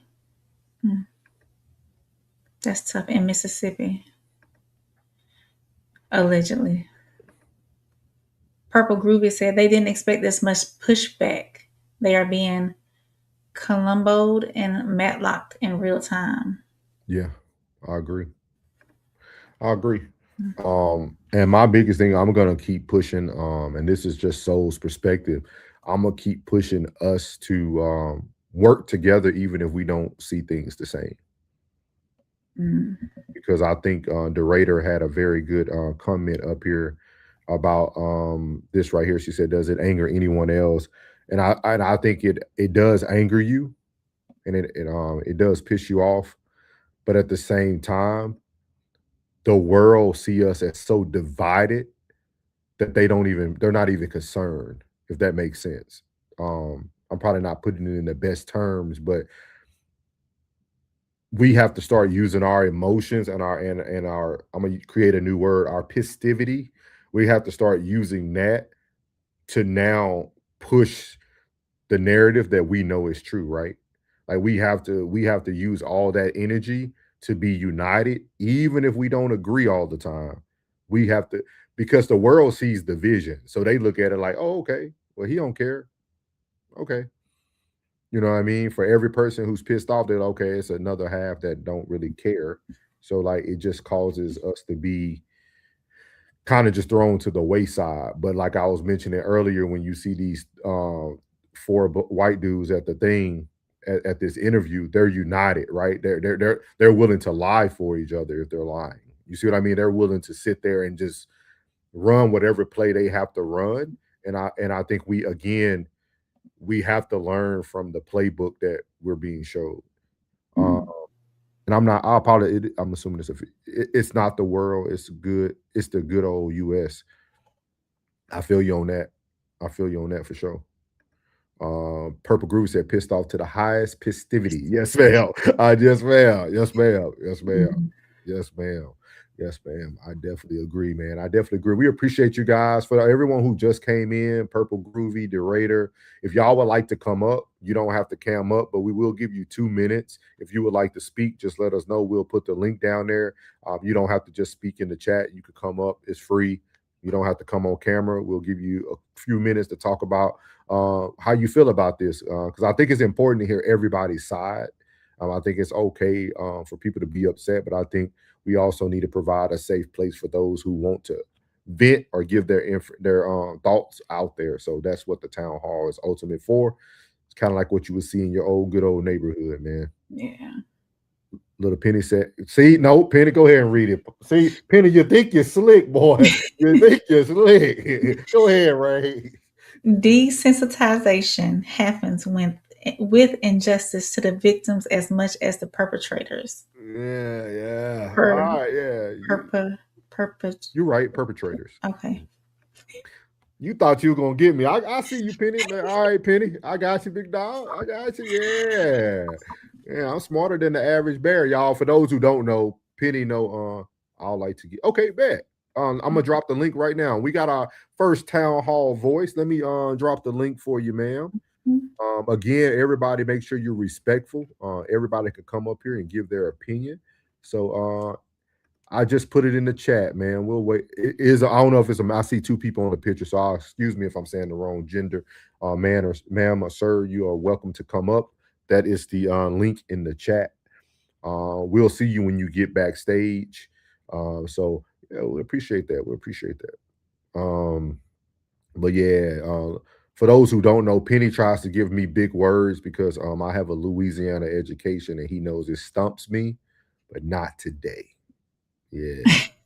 Yeah, you almost got rain on the end of that perpetrators, but Perpetuators. I was trying to say perpetuate. Yeah, it ain't perpetrator. It's perpetrator. We have trouble. Me and Souls, we have trouble sometimes. Jeff Riley said, "Want to know you are blessed travel abroad." That's big facts. That's big facts, Jeff. I did some time in multiple locations. Iraq, some in Kuwait. It was literally poor, rich or poor. It was no other thing. She said, I clicked on it. It won't let me log in. Try if you're on your phone, Yeah, if you're on your phone, try going to the browser like Chrome or Copy and paste it Safari. in. Yeah. Yeah, copy and paste it in Hmm. and see if it'll let you do it. Yeah, try to copy and paste it, Dorita. We got you. Even if you come up, we will start the next segment. When you come up, we'll let you get your time. No worries at all. Definitely. We in no rush tonight. So we're gonna move on to hold on, who's that? She said okay. Okay. Yeah. Whenever you come up, we'll see you. So no problem. Um, so we're gonna move on to town hall number 4. So this is gonna be coming from Chris Como on Crime Time. He is going to share the 2 lawyers that are speaking on behalf of one is speaking on behalf of Bart, and the other one is the one we've seen already that's speaking on the behalf of the 3 boys, Warren, Jackson, and I forgot the other boy name already that was up there. Morgan. Okay, so Maybe. we're gonna play. What is it? I said maybe. Okay. Maybe it might be Morgan, I think. Yeah, not really important. So let's see here. Chris Como here. So I think I got it. With respect to what I've been reporting. So here are co-counsel for. Let me start it back. So. But that's not enough for a lot of people. That sweetened audio, other suggestions, just animus has put these 3 boys and a few others in a bad situation. So why isn't it fair to talk about their bad situation? Because they are put in competition with what happened to Nolan Wells and his family that way. That's what I don't want to be a part of right now. Because I don't think that's fair to them to say, hey, this has been really hard on them. There are too many people who I would want to move the needle with who will just say, oh, poor them. Nolan Wells is dead. His parents lost their son, and this was a good kid. Everybody says this was a good kid. He had potential, and he's gone. And oh, they have to listen to bad things online. Oh, poor them. I don't want to add to that. So even though there's opportunity in that, right? They're going to get clicks. You're going to hear new details of how they're living and what's going on with them. But I'm taking a pass on that because I don't think it helps fairness in this situation. Not yet. And look, I've seen where this story is heading and how it's being handled. And after you hear the interview with these 2 gentlemen, you're going to hear new information on this and new understandings of why they believe what they believe about their clients. And then afterwards, I want to tell you something about some speculation that's going on about this case with respect to what I've been reporting. So here are co-counsel for the 3 boys I mentioned. Gentlemen, thank you for joining us. First, I already introduced the audience to who you're representing and why, and there are a lot of ugly allegations flying around in this case. Some of that is because of the overlays of race and intrigue in Mississippi. Some of it is because of the vacuum of the unknown, frankly, in the true crime space. But I want to hear from both of you before I get your latest accounting of where things stand, why you believe representation is necessary. Mr. Cox, I'll start with you. Well, representation is necessary for these boys simply because they've been lied to, or they've been lied upon. And these lies are a little bit more than just your average everyday white lies. These lies are harmful, and they've hurt these boys who have nothing to do with the death of Nolan Wells. That's the issue. Plain and simple. When you say they've been hurt, they've been injured, Counsel Palcic, what does that mean to you, and what are the intentions of the boys at this point? Well, number one, I can say our intention is to file defamation suits. We've already identified multiple individuals who defamed these fine young men, Warren, Morgan, and Jax. Obviously, I cannot disclose their names at the moment, but I can tell you this: we've identified multiple individuals. We've already put it out there. If you have defamed them, if you've lied about them, if you've hurt them, we've already said you should apologize and retract now, or else you're going to be hauled into court. There's a lot of stuff out there. There are a lot of folks who have accused these fine young men, these good Ocean Springs people, of committing crimes. Being associated with a murder, covering up a murder, destroying evidence, you name it, they've done it. So one step down the road, or pick a metaphor, into the weeds for the non-legal people. You have 2 different categories of defamation. You have per se and per quad. Per se is there's certain categories where if we can prove you said it, the damage is assumed. One of those is the moral compunction of having been involved in a violent crime. Now, an exception to that, which doesn't make it okay to defame, but it changes the standard, is if someone is assumed to be a public figure for the purpose of this, that this is now an open and notorious case, and therefore they are public people, and therefore the standard would have to be higher, known as reckless disregard, which means you knew what you were saying wasn't true. It's not just an opinion. It just could be true. You know it's not true, and you said it anyway. Yes. Counsel Cox, which standard do you think applies and why? Well, here in Mississippi, I slander per se, excuse me, would apply. These boys have been accused of infamous crimes, and what more infamous and how much more infamous can you get than murder? I can't think of a more infamous crime, to be quite frank with you. And I think slander per se is the one that applies here. These three women are not public figures. They never claim to be public figures. They were thrust into this simply because, and only because, a group of, I would say, ill-intentioned people on the internet have decided and labeled them as murderers, as killers. The worst thing that you can be labeled or called. And so that's the way I look at this. It's plain and simple. It's cut and dry. These boys are not public figures, have never claimed to be. And they're only in this now because people are calling them horrible names, horrible things. They're getting death threats online. They're being confronted in public. Their lives are upended. And the only thing they've ever done was try to help. These boys are innocent, Chris. Now, when you're talking about people who may have defamed your clients, Counsel Paltzig, you are not talking about the Wells family. Am I correct? Correct. Okay. Correct. We are not planning any legal action against the Wells family, obviously. There is intrigue. Speaking to other counsel who is representing someone else who was involved and absolutely has been dragged into it, and there have been all kinds of suggestions. And there's this alleged audio tape that's been sweetened that has an account that is not backed up by any witnesses, to my understanding. The question is, what do you understand at this time to be the best reckoning of the investigators of what happened? Well, I'm glad you asked that question because I can't answer it, but I can answer it this way. We've been very consistent all along. We do not know how Nolan Wells died. And our side, we have refrained very carefully from speculating, guessing. We're not going to do that. But what we do know is this. We know that Warren, Morgan, and Jax had nothing whatsoever to do with Nolan's tragic death. And that's what we want to emphasize. And if I may just add just one thing on the previous point, and you nailed it.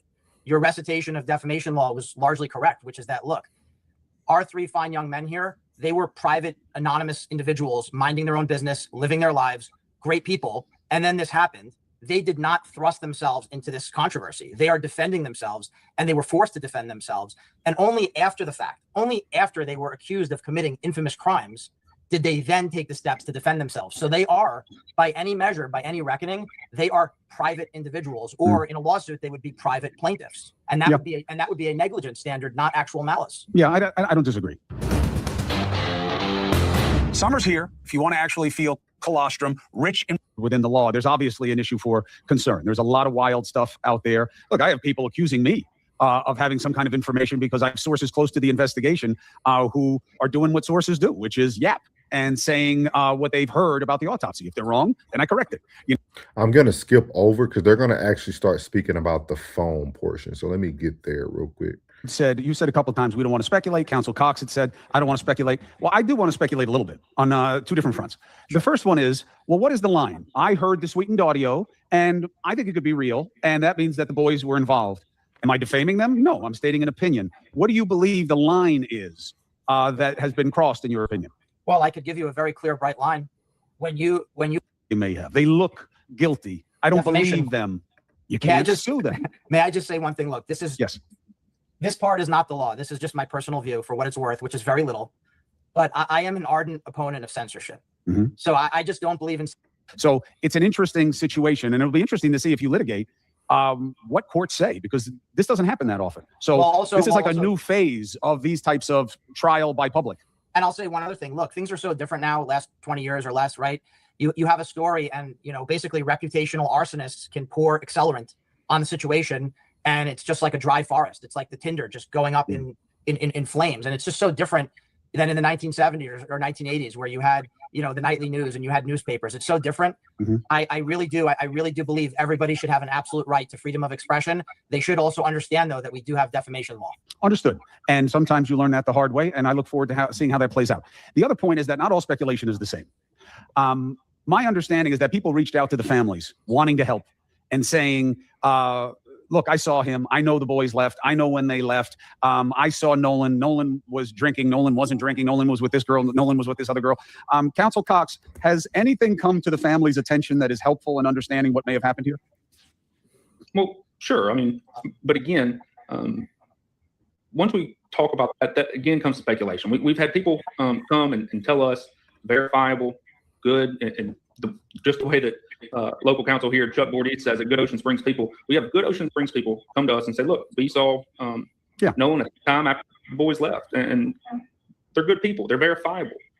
They're good members of our community here. And so we've had those people reach out to us. We've pointed those people to authorities, and the authorities have that information. And we've been doing that for weeks. Has there been any suggestion to the boys that they're people of interest, that they shouldn't leave, that they want them to report in with their movements? Not that I know of, Chris. No. Would you know? Well, I think I would. If that has been relayed to the board, I certainly would know. But they have not told me that, and I don't believe that happened. They would have told me. Well, they know. They know the authorities know that you're counsel, right? So they would have reached out to you if they wanted them to come in or wanted further questioning. Or have they been asked to go before the grand jury? Not yet. Would they be interested in doing that? Well, Chris, we've done everything else. We're going to do and continue to do as much as we can do. Whatever our Jackson County Sheriff's Office asks us to do, we're going to do it, just like we have since July 5th. Now, question that's a little uncomfortable, but go ahead, Ray. You muted. Did you see the other lawyers' eyes move when they asked about the grand jury? Mm-hmm. Like, oh, he really shouldn't have said that type deal. Yeah. Chris Como, even though he on their side, he does ask a lot of questions. Yeah, he does. He said, I'm an older man. I don't know how to make it happen. Oh, that sucks. Do you have an email? If you have an email, we can send it to your email. That sucks. Okay. Oh, man. I think important. We all here as officers of the court respect the grand jury process. Of course, as a journalist, if I can get information, I'm going to take it. It's one of the weird things about being a lawyer and a journalist, right? But I'm also not a party to the proceeding. They have the initial reports from the autopsy. I understand why it's under seal and they want to keep it quiet because of the grand jury. But do you think there is a balance of equities here that isn't being well served by the secrecy? If the authorities can come out, which they can, and say, look, here's what's in the initial findings of the autopsy, that could go a long way to changing the rate of speculation on this story. Do you think that that is something that should have been considered here? I don't think that our local DA's office is really worried about online speculation. I think they're worried about doing their job and doing it right. And look, again, I go up against them all the time in my criminal practice. They're good at what they do. Our community is safe because of them. Do we fight like tooth and nail every day? Absolutely. But I can trust them to know that they're going to do what is right. I don't believe that they are worried about online speculation. They're worried about doing a good job. And that's what they've done. I know because we've given them all the evidence that we could ever give them. Every bit of phone logs, Life 360. We've given them location data. We've done phone dumps. We've given them every single thing that we. So I wanted to stop there first because we talked about this on the first two segments tonight. That they're saying that like the phones and stuff that they had has already been given. So I want to say he's going to pose the question about the Nolan Wells family phone with Nolan's phone, because they're going to talk more about what happens to that and probably why it's not being actually handed over. But again, we don't know if this is true either, right? Because we haven't seen anything, but we also seen this happen in the Carmelo Anthony case where they took everybody's phone, but we didn't hear anything. Right. So could possibly do. I don't think Angel Myers and her team are worried about online speculation. Could it calm some people's speculation? Sure. But again, they're worried about doing their jobs. Me and Ed are worried about doing ours. I got you. And also, well, Go ahead, I have a few things I wanted to add. I could hold them until the end, but there's just a few things that are really important to remember, if I may. Go ahead. So number one, look, this situation reminds me a lot of the Duke lacrosse situation. I covered it very extensively there and remotely. And I want y'all to also see this play, right? Because I know a lot of times people get upset when we try to compare cases that some people might not feel have relevancy, but that's what they do. Like they're about to compare the Duke lacrosse case. I don't know if y'all remember this from 2006, where the white Duke lacrosse players were accused of raping the black young lady, and she turned them in. And they're comparing these things because there's something called a valid comparison. Some people probably think it's a false equivalent, but it's not a false equivalent. Valid comparison says you can pick one thing out of that story that compares with the next one, and you can use it as proof or a way to articulate things. And I think a lot of times we think people are using false narratives or false equivalents, but they're not. They're using valid comparisons. And that's something that I learned a lot about, did a lot of studies about. A lot of people are using valid comparisons because all you have to do is take one piece of information that is similar to another thing, and now you can build a credible case around that. So just something to think about. So I and Dan Abrams were fundamental. He was at NBC, I was at ABC. We changed the timeline involving Seligman, which was one of the first big cracks in Nifong's narrative. And it was a very rare occasion where a prosecutor was making up a story. Yes, and look, we're both a little older. I'm 45 now, so I remember it. A lot of folks are maybe a little young to remember it, but that was the classic rush to judgment. One of the first things I thought of when I became involved in the situation was Duke Lacrosse. That's point one. Point two, I just want to say this. When I went to the island, when I was fortunate enough to go to Horn Island, I got to observe the washing machine. All right, I was told, right, this area, right, it's right off the beach.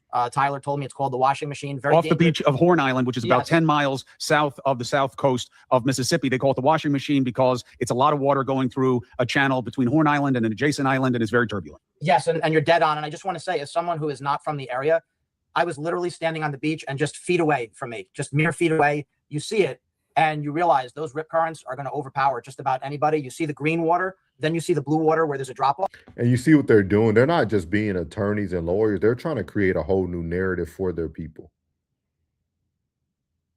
You mutilate. You see what I mean? Like, they're creating a whole, they went away from everything else. He's now telling you how the currents were going.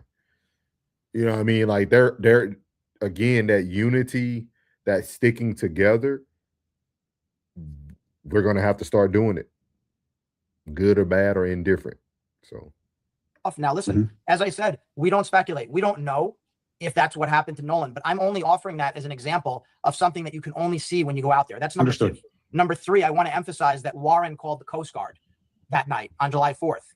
That does not sound to me like the activity, the action, the behavior of a guilty man. Calling a federal law enforcement agency to go search the island. That's number three. Number four cannot be emphasized enough. Morgan, Warren, Jax, these were Nolan's best friends. Enough said on that. What else can you say? They are crushed to the cores of their souls. And then lastly, we might as well address this. I just have to say, all this stuff about racism, making it about race, that is all coming from the outside, because that is not the reality on the ground in Ocean Springs, Mississippi. I am here to tell you that is not what this town is about. Ocean Springs, Mississippi is the furthest thing from a racist town. It is the most non-racist town you could imagine. It is a place where all folks, black and white, they live in harmony, they love their neighbors and their friends. So I think it's just horrible how opportunists have come in and tried to divide a town. Tyler's in a better position to talk about than I am, but that's what I saw. Well, Counsel Cox, you can't blame the Wells family for that, can you? Oh, just like Ed said, it's the outsiders coming in who have no idea what Ocean Springs is like. We're not blaming the Wells family, absolutely not. But what Ed is saying is correct. There's people that just assume that Ocean Springs is a certain way based on Mississippi's history. Come to Ocean Springs, see it, live it. People here, our neighbors, our friends, our communities, we are not what people think we are. We don't believe in that. We don't subscribe to anything like that. You know, that stuff may have started a long time ago, got heated in Mississippi a long time ago, but Ocean Springs is where it stops. Here's something we can disagree on. I blame the sheriff's office for a little bit of what motivated this skepticism, because the first word that came out was, even if it was worded the best way they thought they could, which was, right now we don't have any evidence of foul play, I still think it was too soon. And I still think that it was triggering for people who are sympathetic to the idea that something else could be at play here. And I think that that was something that worked on the Wells family. And I understand why it did. In fact, even if it were my kid and I was suspicious of what had happened, now the race part doesn't apply, right? Although I'll tell you what, if it was one white kid and 5 black kids who went to like a mostly black party and the white kid didn't come home, there'd be a lot of interest in that story also, by the way. But I don't blame the Wells family for wanting answers and not liking what initially came out of the sheriff's office. Do you see it differently? Well, again, I'll tell you, I can't speak for any other part of the country. All I can say is my experiences here in Ocean Springs, my experience here in Jackson County. look, the sheriff's department is handling this the way they're supposed to. Okay. Again, I fight with them all the time in court. I can tell you times when they've been wrong about the evidence. I can tell you when they've done things wrong. I can tell you when they've done things I don't like, because I point that out in court all the time. Here and in a lot of other cases, they're doing things the right way. I'm not going to criticize our sheriff John Ledbetter. I'm criticize our DA Angel Myers how they're handling this, because I think they're handling it appropriately. Look, would it have been great if they would have come out and said early on that our boys, or at least in some sort of statement, either way, sure. In an ideal world, that'd be great. But in an ideal world, Nolan life right now, we don't live there. We don't live in that world. So sure, could we criticize Monday morning quarterback it? Sure. But again, they're working with all the evidence. They're doing what they're supposed to be doing. They're working the case appropriately. And that's what's important. I understand. I'm just saying from your client's perspective, one of the reasons that I'm hinting at this, Counsel Palcic, is if they said, look, we're going to keep investigating. We got other people we have to interview, other things we have to track down, but we got the initial results of the autopsy, and there is water or there isn't water, and there are signs or there aren't signs, and this is the initial finding. It would dampen a lot of the speculation that, of all this craziness that is out there. And I get that there are competing interests, but there are competing interests. The court of public opinion is a real thing. Very real thing. And I just want to say this. First of all, we have nothing but sympathy for the Wells family, right? So I want to be crystal clear about that. We have nothing but sympathy and condolences for the Wells family, and our heart breaks for them. As far as the investigation goes, look, again, just my personal opinion, I tend to be more comfortable with law enforcement and with investigations when they are doing it quietly and methodically, and when they wait until the end and provide a comprehensive ruling or a comprehensive finding. So I'm going to stop it there. There's a few more minutes left, but I do want to get to y'all comments, because we appreciate you guys keeping the chat going. So myself and Rain will get to these comments. Let's see here. That was all to D Ryder, and we apologize, D Ryder. We got to get StreamYard to find a better way for the older viewers, so that it make it a little bit easier for y'all to be able to come up. Yeah. So we'll put in a complaint. Don't worry, we got you. So here go a little Penny right here. Penny said they public figures if you're dragging them on Officer Brandon's show. I'm just saying. And I can't wait to get to Bradford Collective. Please stay in the chat, because I don't know if you're a male or female, but they said some very interesting stuff, and I would definitely want to discuss it. Penny said, if you protect in privacy, why are you doing the Michael Jackson World Tour? Facts. Mm-hmm. Penny said, I'm sorry, but they admit it's their identity in public to a random Joe citizen. That's true. Bradford Collective, if the internet keep the pressure up, one of them is going to turn rat. Illuminator, we all know. Oh, we already put them out there. Oh yeah. Bradford said, kids today can't handle pressure. That rat can just taste that cheese right now. I agree with you, Bradford. I agree with you. Mm-hmm. B Raider said, I'm old man. I've been trying to find you. Yeah, he said you can inbox us on Instagram. Yeah, he said he tried to DM us too. Or can we DM? I know she tried to DM you. It wouldn't let her send it on YouTube. Yeah. Bradford said, for them to be innocent, their camp can't stop talking, laughing my butt off. Like 50 said, you making it look like we don't do police work. Chill. Purple Groovy said, did he say that they are going to do what the sheriff department tells them? Yep. That's what he said. D Raider said, I tried subscribing, couldn't do it. I'm trying to figure out how not to give my email to everyone. We understand. If you can get us on Instagram, get us your Instagram. Get on Instagram and DM us through Instagram. If you have Instagram, then I can send it to you there as well. Man, Penny said, Instagram, Rain. Oh, you don't. I'll mess with you. Oh, okay. Penny said, or Carmelo's sentence compared to the white model who got 6 years for stabbing her boyfriend. Yeah, he was speaking about that's why he was trying to compare the cases. Mm-hmm. Tristan said they working overtime. Yes, sir. Buzzer beaters and all, Tristan. Penny said these boys are William Shakespeare. Mm-hmm. Honey with the T, please. Yeah, right. Haha. This is Mississippi. We're speaking of WTF. Tristan said there are no trees and you can see everything. Isn't it safe to say that someone would have seen something? I've been asking that question. Yeah. And Tristan, what I keep speaking to Rain about is even if someone's seen something, people are I think the person just so terrified. They're waiting for the grand jury because the grand jury could give you so much wiggle room. You know, they can give you all these plea bargains. There's a lot of incentives once the grand jury starts. And I think once the grand jury starts, you'll see more people names come up that they never even talked about. I think you will see all these guys that we're seeing on all these interviews, they're going to already be good to go. And you're going to start hearing about names that no one brought up. And it's going to be because I discussed it on our first town hall. The grand jury protects a lot of stuff. A lot of things become very secretive. People can ask for plea bargains. The grand jury is not a good look. Honey with the C, please, said Emmett Till. Bradford said, honestly, I do believe if Nolan was white, they still would have tried to pull the same move.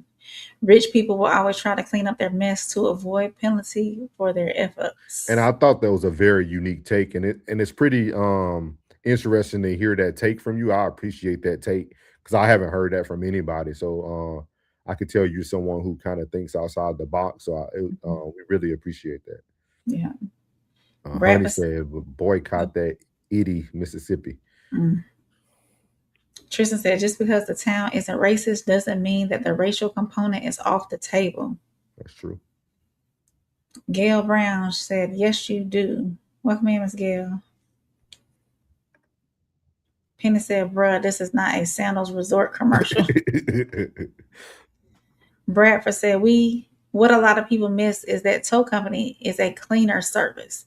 That's why he said we have a membership. That was the wink, wink code.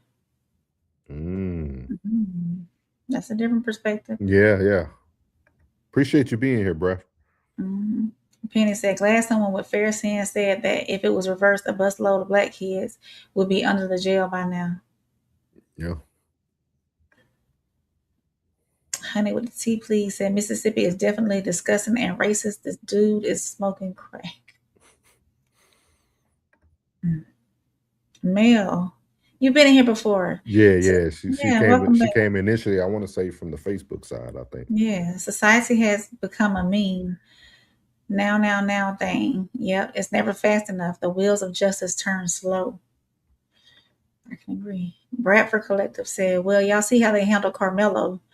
I never said Carmelo was guilty or innocent. But what I do know is they didn't have enough evidence to prosecute him. Yeah. And we try to, that's what Penny was speaking about, Bradford. We try to compare those two. I know some people didn't see the valid comparison, but it's a lot of comparison in these things. I think if we start really looking at little small micro doses of different parts of trials and cases, you will see a lot of comparisons. Yeah. Mel said Bradford, his own words convicted him. Yeah, that's what we spoke about too. I know a lot of you guys are new to myself, Rain, Uncle Plug. Y'all see him in the chat. Like we are the Raw Society Network, and we talked a lot about that.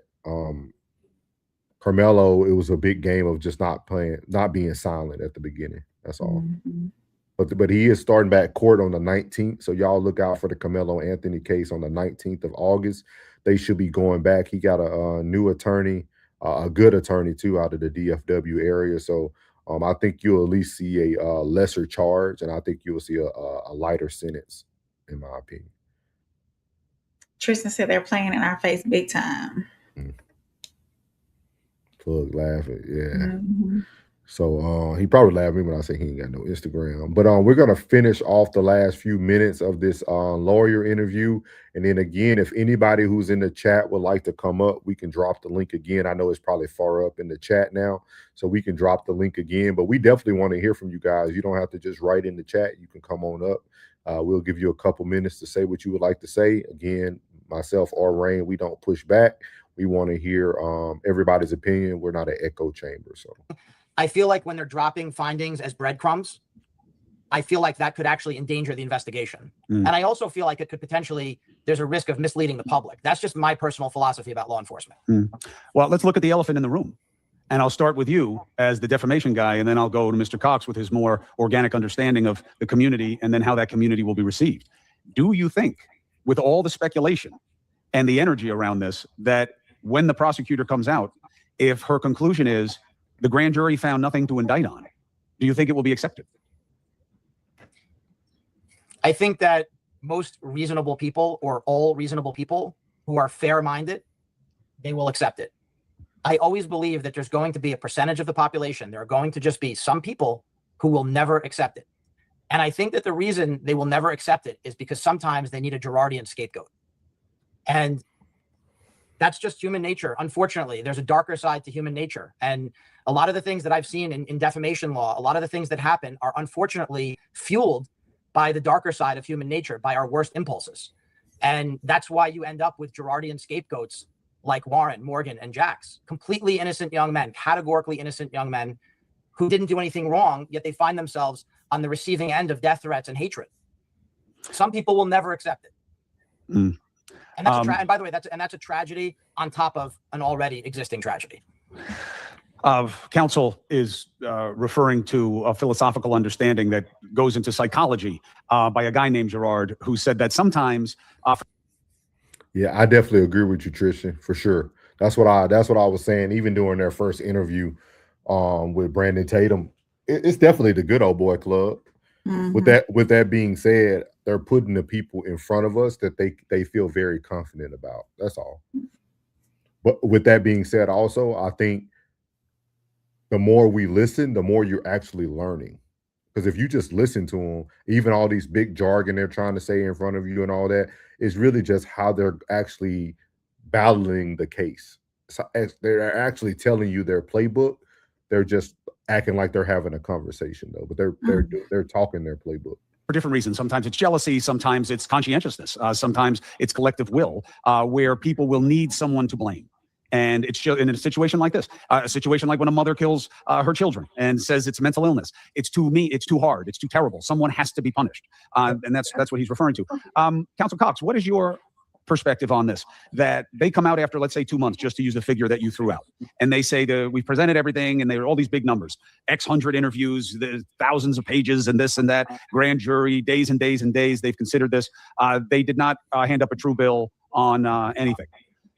What is your concern that the amount of time and the process works against confidence in the finding? That all that time, all that stuff, and nothing, all that time. How could nobody have seen anything? How did it happen then? There's a good chance they can't answer that question. Well, Chris, the same people who are going to be upset that this takes a long time are the same people who would be upset if the grand jury were to come out tomorrow. You're not going to change a subset of these people's minds. It's just not. And I want y'all to understand, they're preparing everyone right in front of your face. This was still the same jargon that we heard with Carmelo Anthony. Like, they're preparing you. They're telling you, like, hey, it doesn't matter if the grand jury comes out tomorrow. People still, they're literally putting out little warning signs to say, like, hey, we kind of know what's already going to be the plan. We already kind of know, because y'all can't tell me that these people ain't talking to each other. We all talk on a personal basis outside of just content creation. You can't tell me these lawyers and attorneys and DAs aren't sitting at a coffee shop somewhere or at each other's house in Mississippi or wherever they may live, not chopping it up about the case. Like, you can't tell me that. Like, I worked in a medical field where you're supposed to have HIPAA rules and law.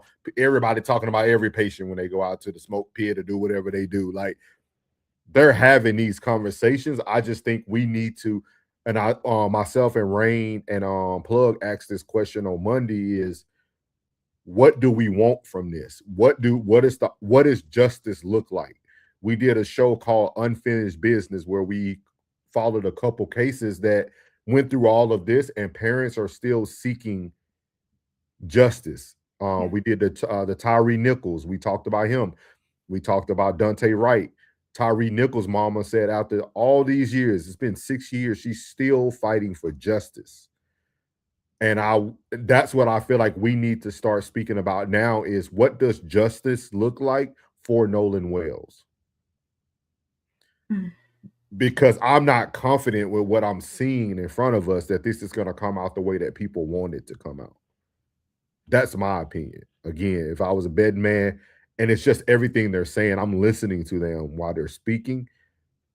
And those little moments of, well, if the grand jury came out tomorrow, people wouldn't be happy anyway. Like, they're telling us something without telling us something. Yeah. Going to happen. And so the best we can do, knowing that, is to trust the process. The Jackson County Sheriff's Office is doing their job. The DA is doing their job. And look, grand jury is secret. Defense attorneys don't get to go there. It's only the jurists and investigators, witnesses, in the DA's office. We're not going to know what happens inside the room of the grand jury. We're not going to know. We're not going to know what's in the minds of the jurors. But what I can tell you is that even after the no true deal comes out, you're going to have people not accept it. You're going to have people not accept it if it came out tomorrow. It's what it is. And there's not really much more to say about that. But what I can say is I believe that. Did y'all just hear what he said? He didn't say that in like a posing question or like a let me roll it back a little. Yeah, run it back, please. Y'all listen to what he said. He didn't pose that like, just listen to him. He's saying this almost matter of factly. The Jackson County Sheriff's Office is doing their job. The DA is doing their job. And look, grand jury is secret. Defense attorneys don't get to go there. It's only the jurists and investigators, witnesses, in the DA's office. We're not going to know what happens inside the room of the grand jury. We're not going to know. We're not going to know what's in the minds of the jurors. But what I can tell you is that even after the no true deal comes out, you're going to have people not accept it.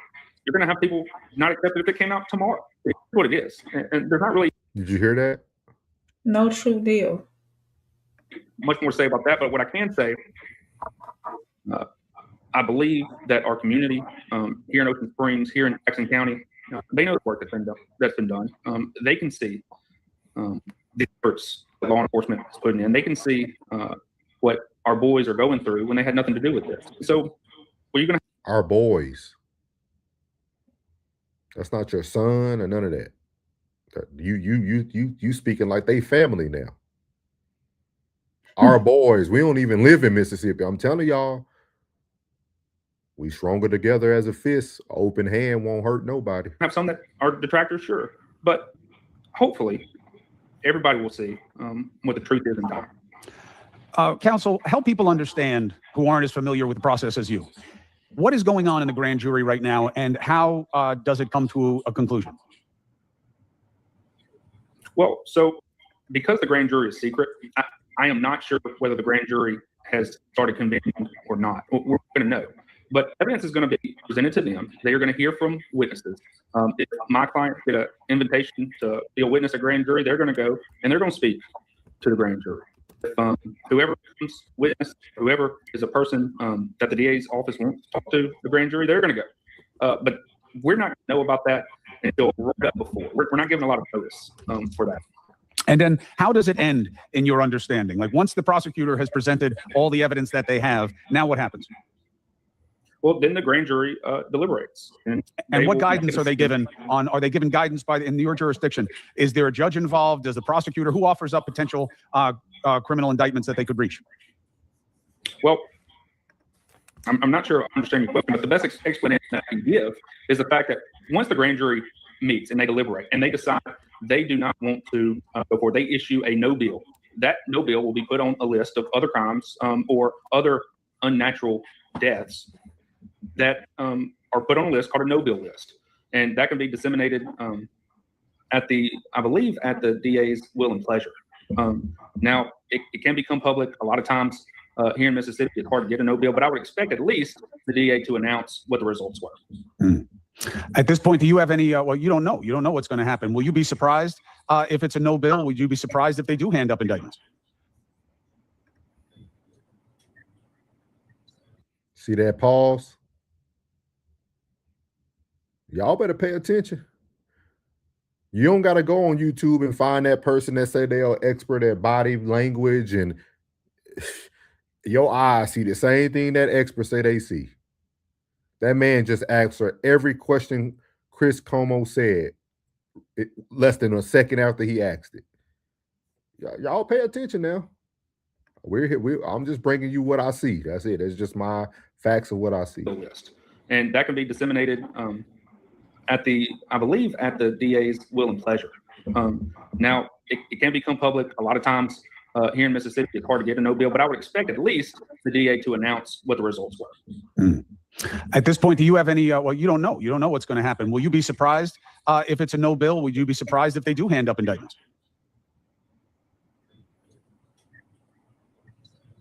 These boys, this case, there is going to be a no bill. Man, that boy had a cat caught his tongue like they be catching rain trying to say them words, man. At least with respect to your clients. 100%. With respect to your clients, you're saying. Can you run it back a few seconds? No bill will be put on a list of other crimes or other unnatural deaths that are put on a list called a no bill list. And that can be disseminated I believe, at the DA's will and pleasure. Now, it can become public. A lot of times here in Mississippi, it's hard to get a no bill, but I would expect at least the DA to announce what the results were. At this point, do you have any? Well, you don't know. You don't know what's going to happen. Will you be surprised if it's a no bill? Would you be surprised if they do hand up indictments?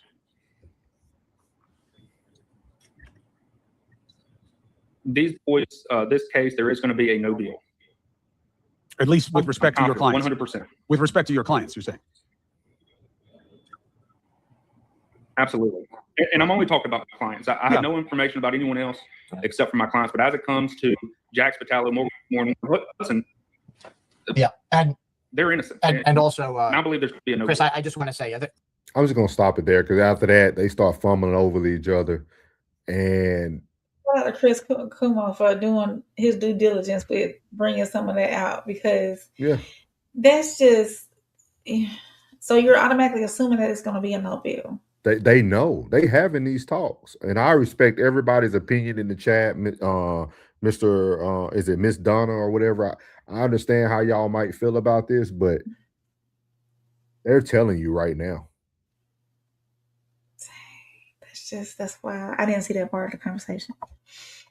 Like I pay very close attention when I'm watching these videos. I'm like, okay, they're speaking too matter-of-factly now. Y'all were just on Officer Tatum's show speaking in hypotheticals, and then now you add the new person in there and he's going deep. The dude at the top is kind of like, I don't know if we should be trying to talk about this. Like, but I guess we're gonna go there. Like, yeah, and like I don't know if y'all watch Chris Kumo's show, but when he starts off every show, the first thing he says is, I think you're gonna change the way you think about this. You know why? Because it changed my mind. That's his like quote that he goes into. And just so you know. Ooh. Telling you, man, we're gonna get through some of these. We're gonna get through these chats, man, tonight. We appreciate you guys. The biggest thing we can ask everybody who's new here is please hit the like button. Please subscribe so that you can get all the town halls and the other content that we bring on the Raw Society Network. We also are on the Facebook side of things, man. Over there, doing a great job over there. Appreciate Soft Rain for all her behind the scenes work there. But if y'all can definitely hit that like button, it means a lot. We're going to get to all these comments, man, and then we're going to close it out for you guys, okay? Let's see here. The Raider says, this reminds me Mississippi burning. Oh, shoot. Hold on, Rain. I done came. You too far down? I done came further. There you go. Okay. Penny said, if it comes back, no one gets convicted, there will be a Ferguson. Don't say that, Penny. Tristan said, if the investigation is not over, how can he say that these boys are innocent? You just heard it, Tristan. They were leading up to it. Penny said, too many emotions. Yeah. D-Rated said, I like your show. We appreciate you being here. Thank you so much, D-Rated. Thank you. We try to get here at least once a week for this town hall. And if anything breaks out, we'll try to get here more than once. Rain, a busy lady. So if I can get her, we can get on here. D-Rated said, first time I've ever wanted to participate. Yeah. That's awesome. That's awesome. Thank you. Thank you. D-Rated said, you see, I'm trying to do this with conviction. Yes. We appreciate you too. We're going to figure it out for you next time. We'll be back. Donna George, welcome in. They are having those conversations because as of now, she said, who do you think should be charged and charged with? There's not enough evidence right now to charge anyone. Yeah. We're not here to even point. I know you're new to the channel. We haven't pointed the blame at anyone, but we do pick out what seems very obvious, and some things that they're saying is very obvious. can't just roll over the blanket obvious stuff. So Penny said, I think they saying they slow rolling it and hope emotions die down so we don't riot. Penny, they need to prepare though when it comes to Penny it. right though, Yeah. and that's what we've been covering on Unfinished Business. Yeah. Like nobody's talking about Tyree Nichols no more, and his mom is still seeking justice. Like yeah. D. Raider said, did they ever send the rest of Nolan to the other med examiner? I haven't heard anything else about I haven't that. heard anything else about the exam, but if we do hear, we'll bring it back on the next town hall for sure. Penny said, nope, not yet. Okay. D. Raider said, we can see too. Yep. For sure. Penny said, it's going to be a closed court case. Yep. You Penny listening. Penny. You know, they already know no cameras in the courtroom. Nothing can be recorded. But they need to take heed of Carmelo's case too, because Carmelo's judge, didn't he recant that and say he wished he would have had cameras in the courtroom? That's to make the public feel better. Okay. That's my opinion. I could be wrong. Okay. You see what I mean? He said that in my opinion, because okay, I'm gonna do the interview now. We already got the verdict out there. You know what I mean? It was the right thing to say to the public. D. Raider said this reminds me of Mississippi burning. I be telling D. Raider, everybody need that Matthew McConaughey. You need that white attorney, boy, when you go into these towns. Donna said they share an attorney and he calls his clients his boys. This is that he is representing. I'm assuming she posing that like a question. I don't know, and that's what I said. I said Donna is not professional in a high case of this matter. It is not. Seems too personal. Purple Groovy said we don't know them personally, but we do know them historically. I agree with that. Donna said he's an attorney. He should know every answer. He showed did. He showed did. Tristan said, y'all see that misdirection? They put the picture on the screen quick. Tell them, Tristan, they don't understand that chat. We be on it. Welcome in, Mark, too. Yeah. Welcome in. I'm a white male from North Mississippi. I'm not racist. I have black friends, male and female, in North Mississippi. There's a lot of mixed dating and we're used to it, but we're not killing them. Okay, Mark. D. Raider said he knows what's going to happen. Yeah. Penny said they already planning on changing the charges, shaking my head. Yep. Mark Choate said, I say it's all about Nolan is messing with a white girl, but that's my opinion. Hey, Mark, you're a native. You'll know a little bit more, so we appreciate your opinion. We appreciate your opinion. It kind of double talks your first thing, but we're gonna let you ride tonight here in the chat, okay? D. Raider said he's just trying to MAGA this thing. Tristan said, I want y'all to understand this is a lie. He just said that he only has information on his clients. Yeah, Alta Como said you're just talking about your clients, right? Yeah. Mark said, let's show this room some love and send them a sub. Thank you, Mark. Thank you, Mark. Thank you, Mark. You make sure you tune in to all of them too, man. We appreciate you, man. It means a lot for us, so appreciate you. Tristan said, I think this might be a soft launch conclusion to this case. I'm hoping. I don't know if have you guys even heard that have y'all heard that we just covered? Has anybody heard that anywhere else? I haven't seen it really covered, and I've been trying to keep it. I would tell y'all, truly follow Chris Como. They kind of treating him like the male version of Nancy Gray. He's starting to get in them rooms, and you see him. He doing interviews from his home, from his studio, everywhere. He had dogs walking in the background. So. Penn said they mobilized the National Guard. You know what it is. That's crazy. D. Raider says, so my friend, how can I be a part of your team? I got a lot to say. I'm a veteran also and disabled. I'll have Rain try to reach out to you and send you our Raw Society Network email, and you can definitely come on up, man. We appreciate you staying tuned with us. I know it's late. I'm not sure what part of the country you're in, but I know some of you guys are already almost at 1 a.m, so we appreciate you guys staying with us. But we'll get you an email over if possible. William Lee, welcome in. He said, trying to keep up with this, but just tuning in. Charges have been filed. What is happening, please? No charges have been filed yet. William Lee, thank you for coming in with an open mind. No charges have been filed yet. Currently, it's just a lot of he say, she say, a lot of leaked videos, a lot of leaked audio, everything that leaks, somebody saying is compromised and all that stuff. So, oh, he from Atlanta. He in the ATL. All right, then. All right. Okay. Georgia. Okay. Georgia. Yeah, he in the ATL, man. ATL. Y'all got a lot of beef going out there in the ATL right now, D-Rod.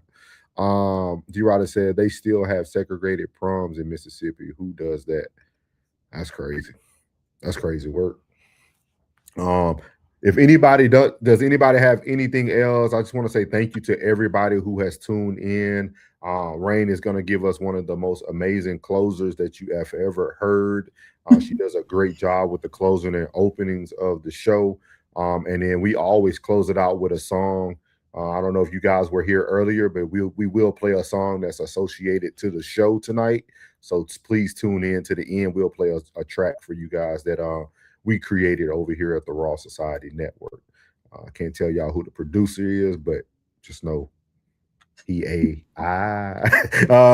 So make sure y'all follow Soft Rain right here. Soft Rain is there. Uncle Plug is in the chat if y'all haven't seen him. Uncle Plug also has his own channel as well. Let me get this channel. Uncle Plug, myself, and Rain make up the Raw Society Network. If you go to our pages, you can see every show that we do together. We provide live sports podcasting with myself and Plug. We have this show, Same Soil, Different Route. As you guys stay with us, this show isn't always about what's going on in the crime or what's going on in trending stories. Me and Rain are normally talking about interracial things. We're talking about trending news topics, kind of hit a little bit of everything. But right now, we just find it very important to try to bring all information that's being put out throughout the whole week in one-stop shop, because it's kind of hard trying to watch one story each day about something that, so we try to combine it all. This is Uncle Plug right here, Uncle Plug and Uncle Plug TV as well. So he is part of the Raw Society Network. Rain, are you already ready? I'm ready.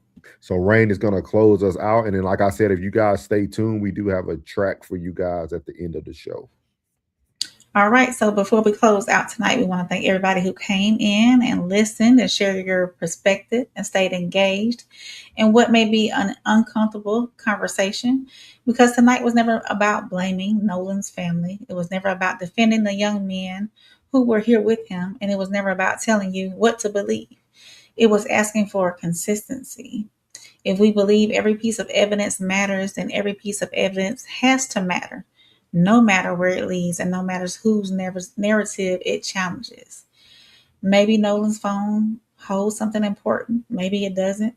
But the point we raised is simple. Shouldn't investigators have the opportunity to find out?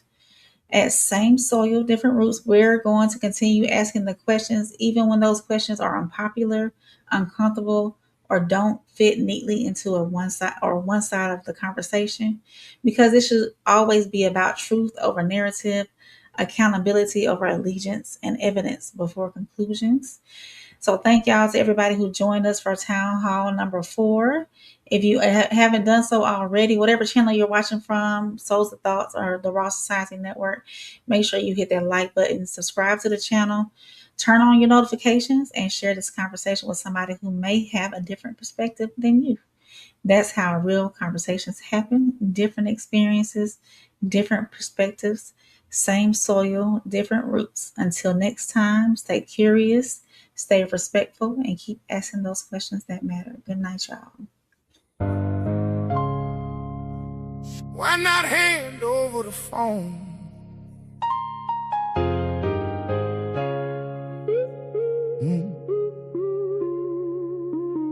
Everybody say they want the truth, till the truth starts knocking at the door. Everybody say they want the evidence, so tell me, what are we waiting for? We searched the water, searched the boat, played every interview quote for quote, pointed fingers, called out names. Everybody got somebody they blame. Every timeline under attack, Every statement, run it back. If we turning every stone we own, then somebody tell me, why not the phone? Why not hand over the phone? If we're searching for answers, leave nothing alone. Maybe there's something, maybe there's something, maybe there's not, maybe there's not. But how will we know if it's never unlocked? Don't pick a side, just follow what's known. Truth don't belong to a side of its own. If everything matters when the answers are gone, why not hand over the phone? Concern can't change with the person involved. Same questions apply if we want this solved. Can't demand receipts from everyone else, then put certain evidence back on the shelf. Messages, calls, locations, time could mean nothing to change the timeline. That ain't guilt and that ain't proof. It's one more place to search for truth. We don't convict from what we assume. We don't make a courtroom out of a room, but it will. Yeah. Deep-rooted conversations. Real talk, real roots, real us, souls. Soft rain, no middleman between the truth. I can see it in your eyes, you got it. Pain got your heart moving cautious. Different worlds with the same kind of scars here. Different roads, but somehow we still crossed it. Mad cause the world never listened right. Mad cause your truth always turned.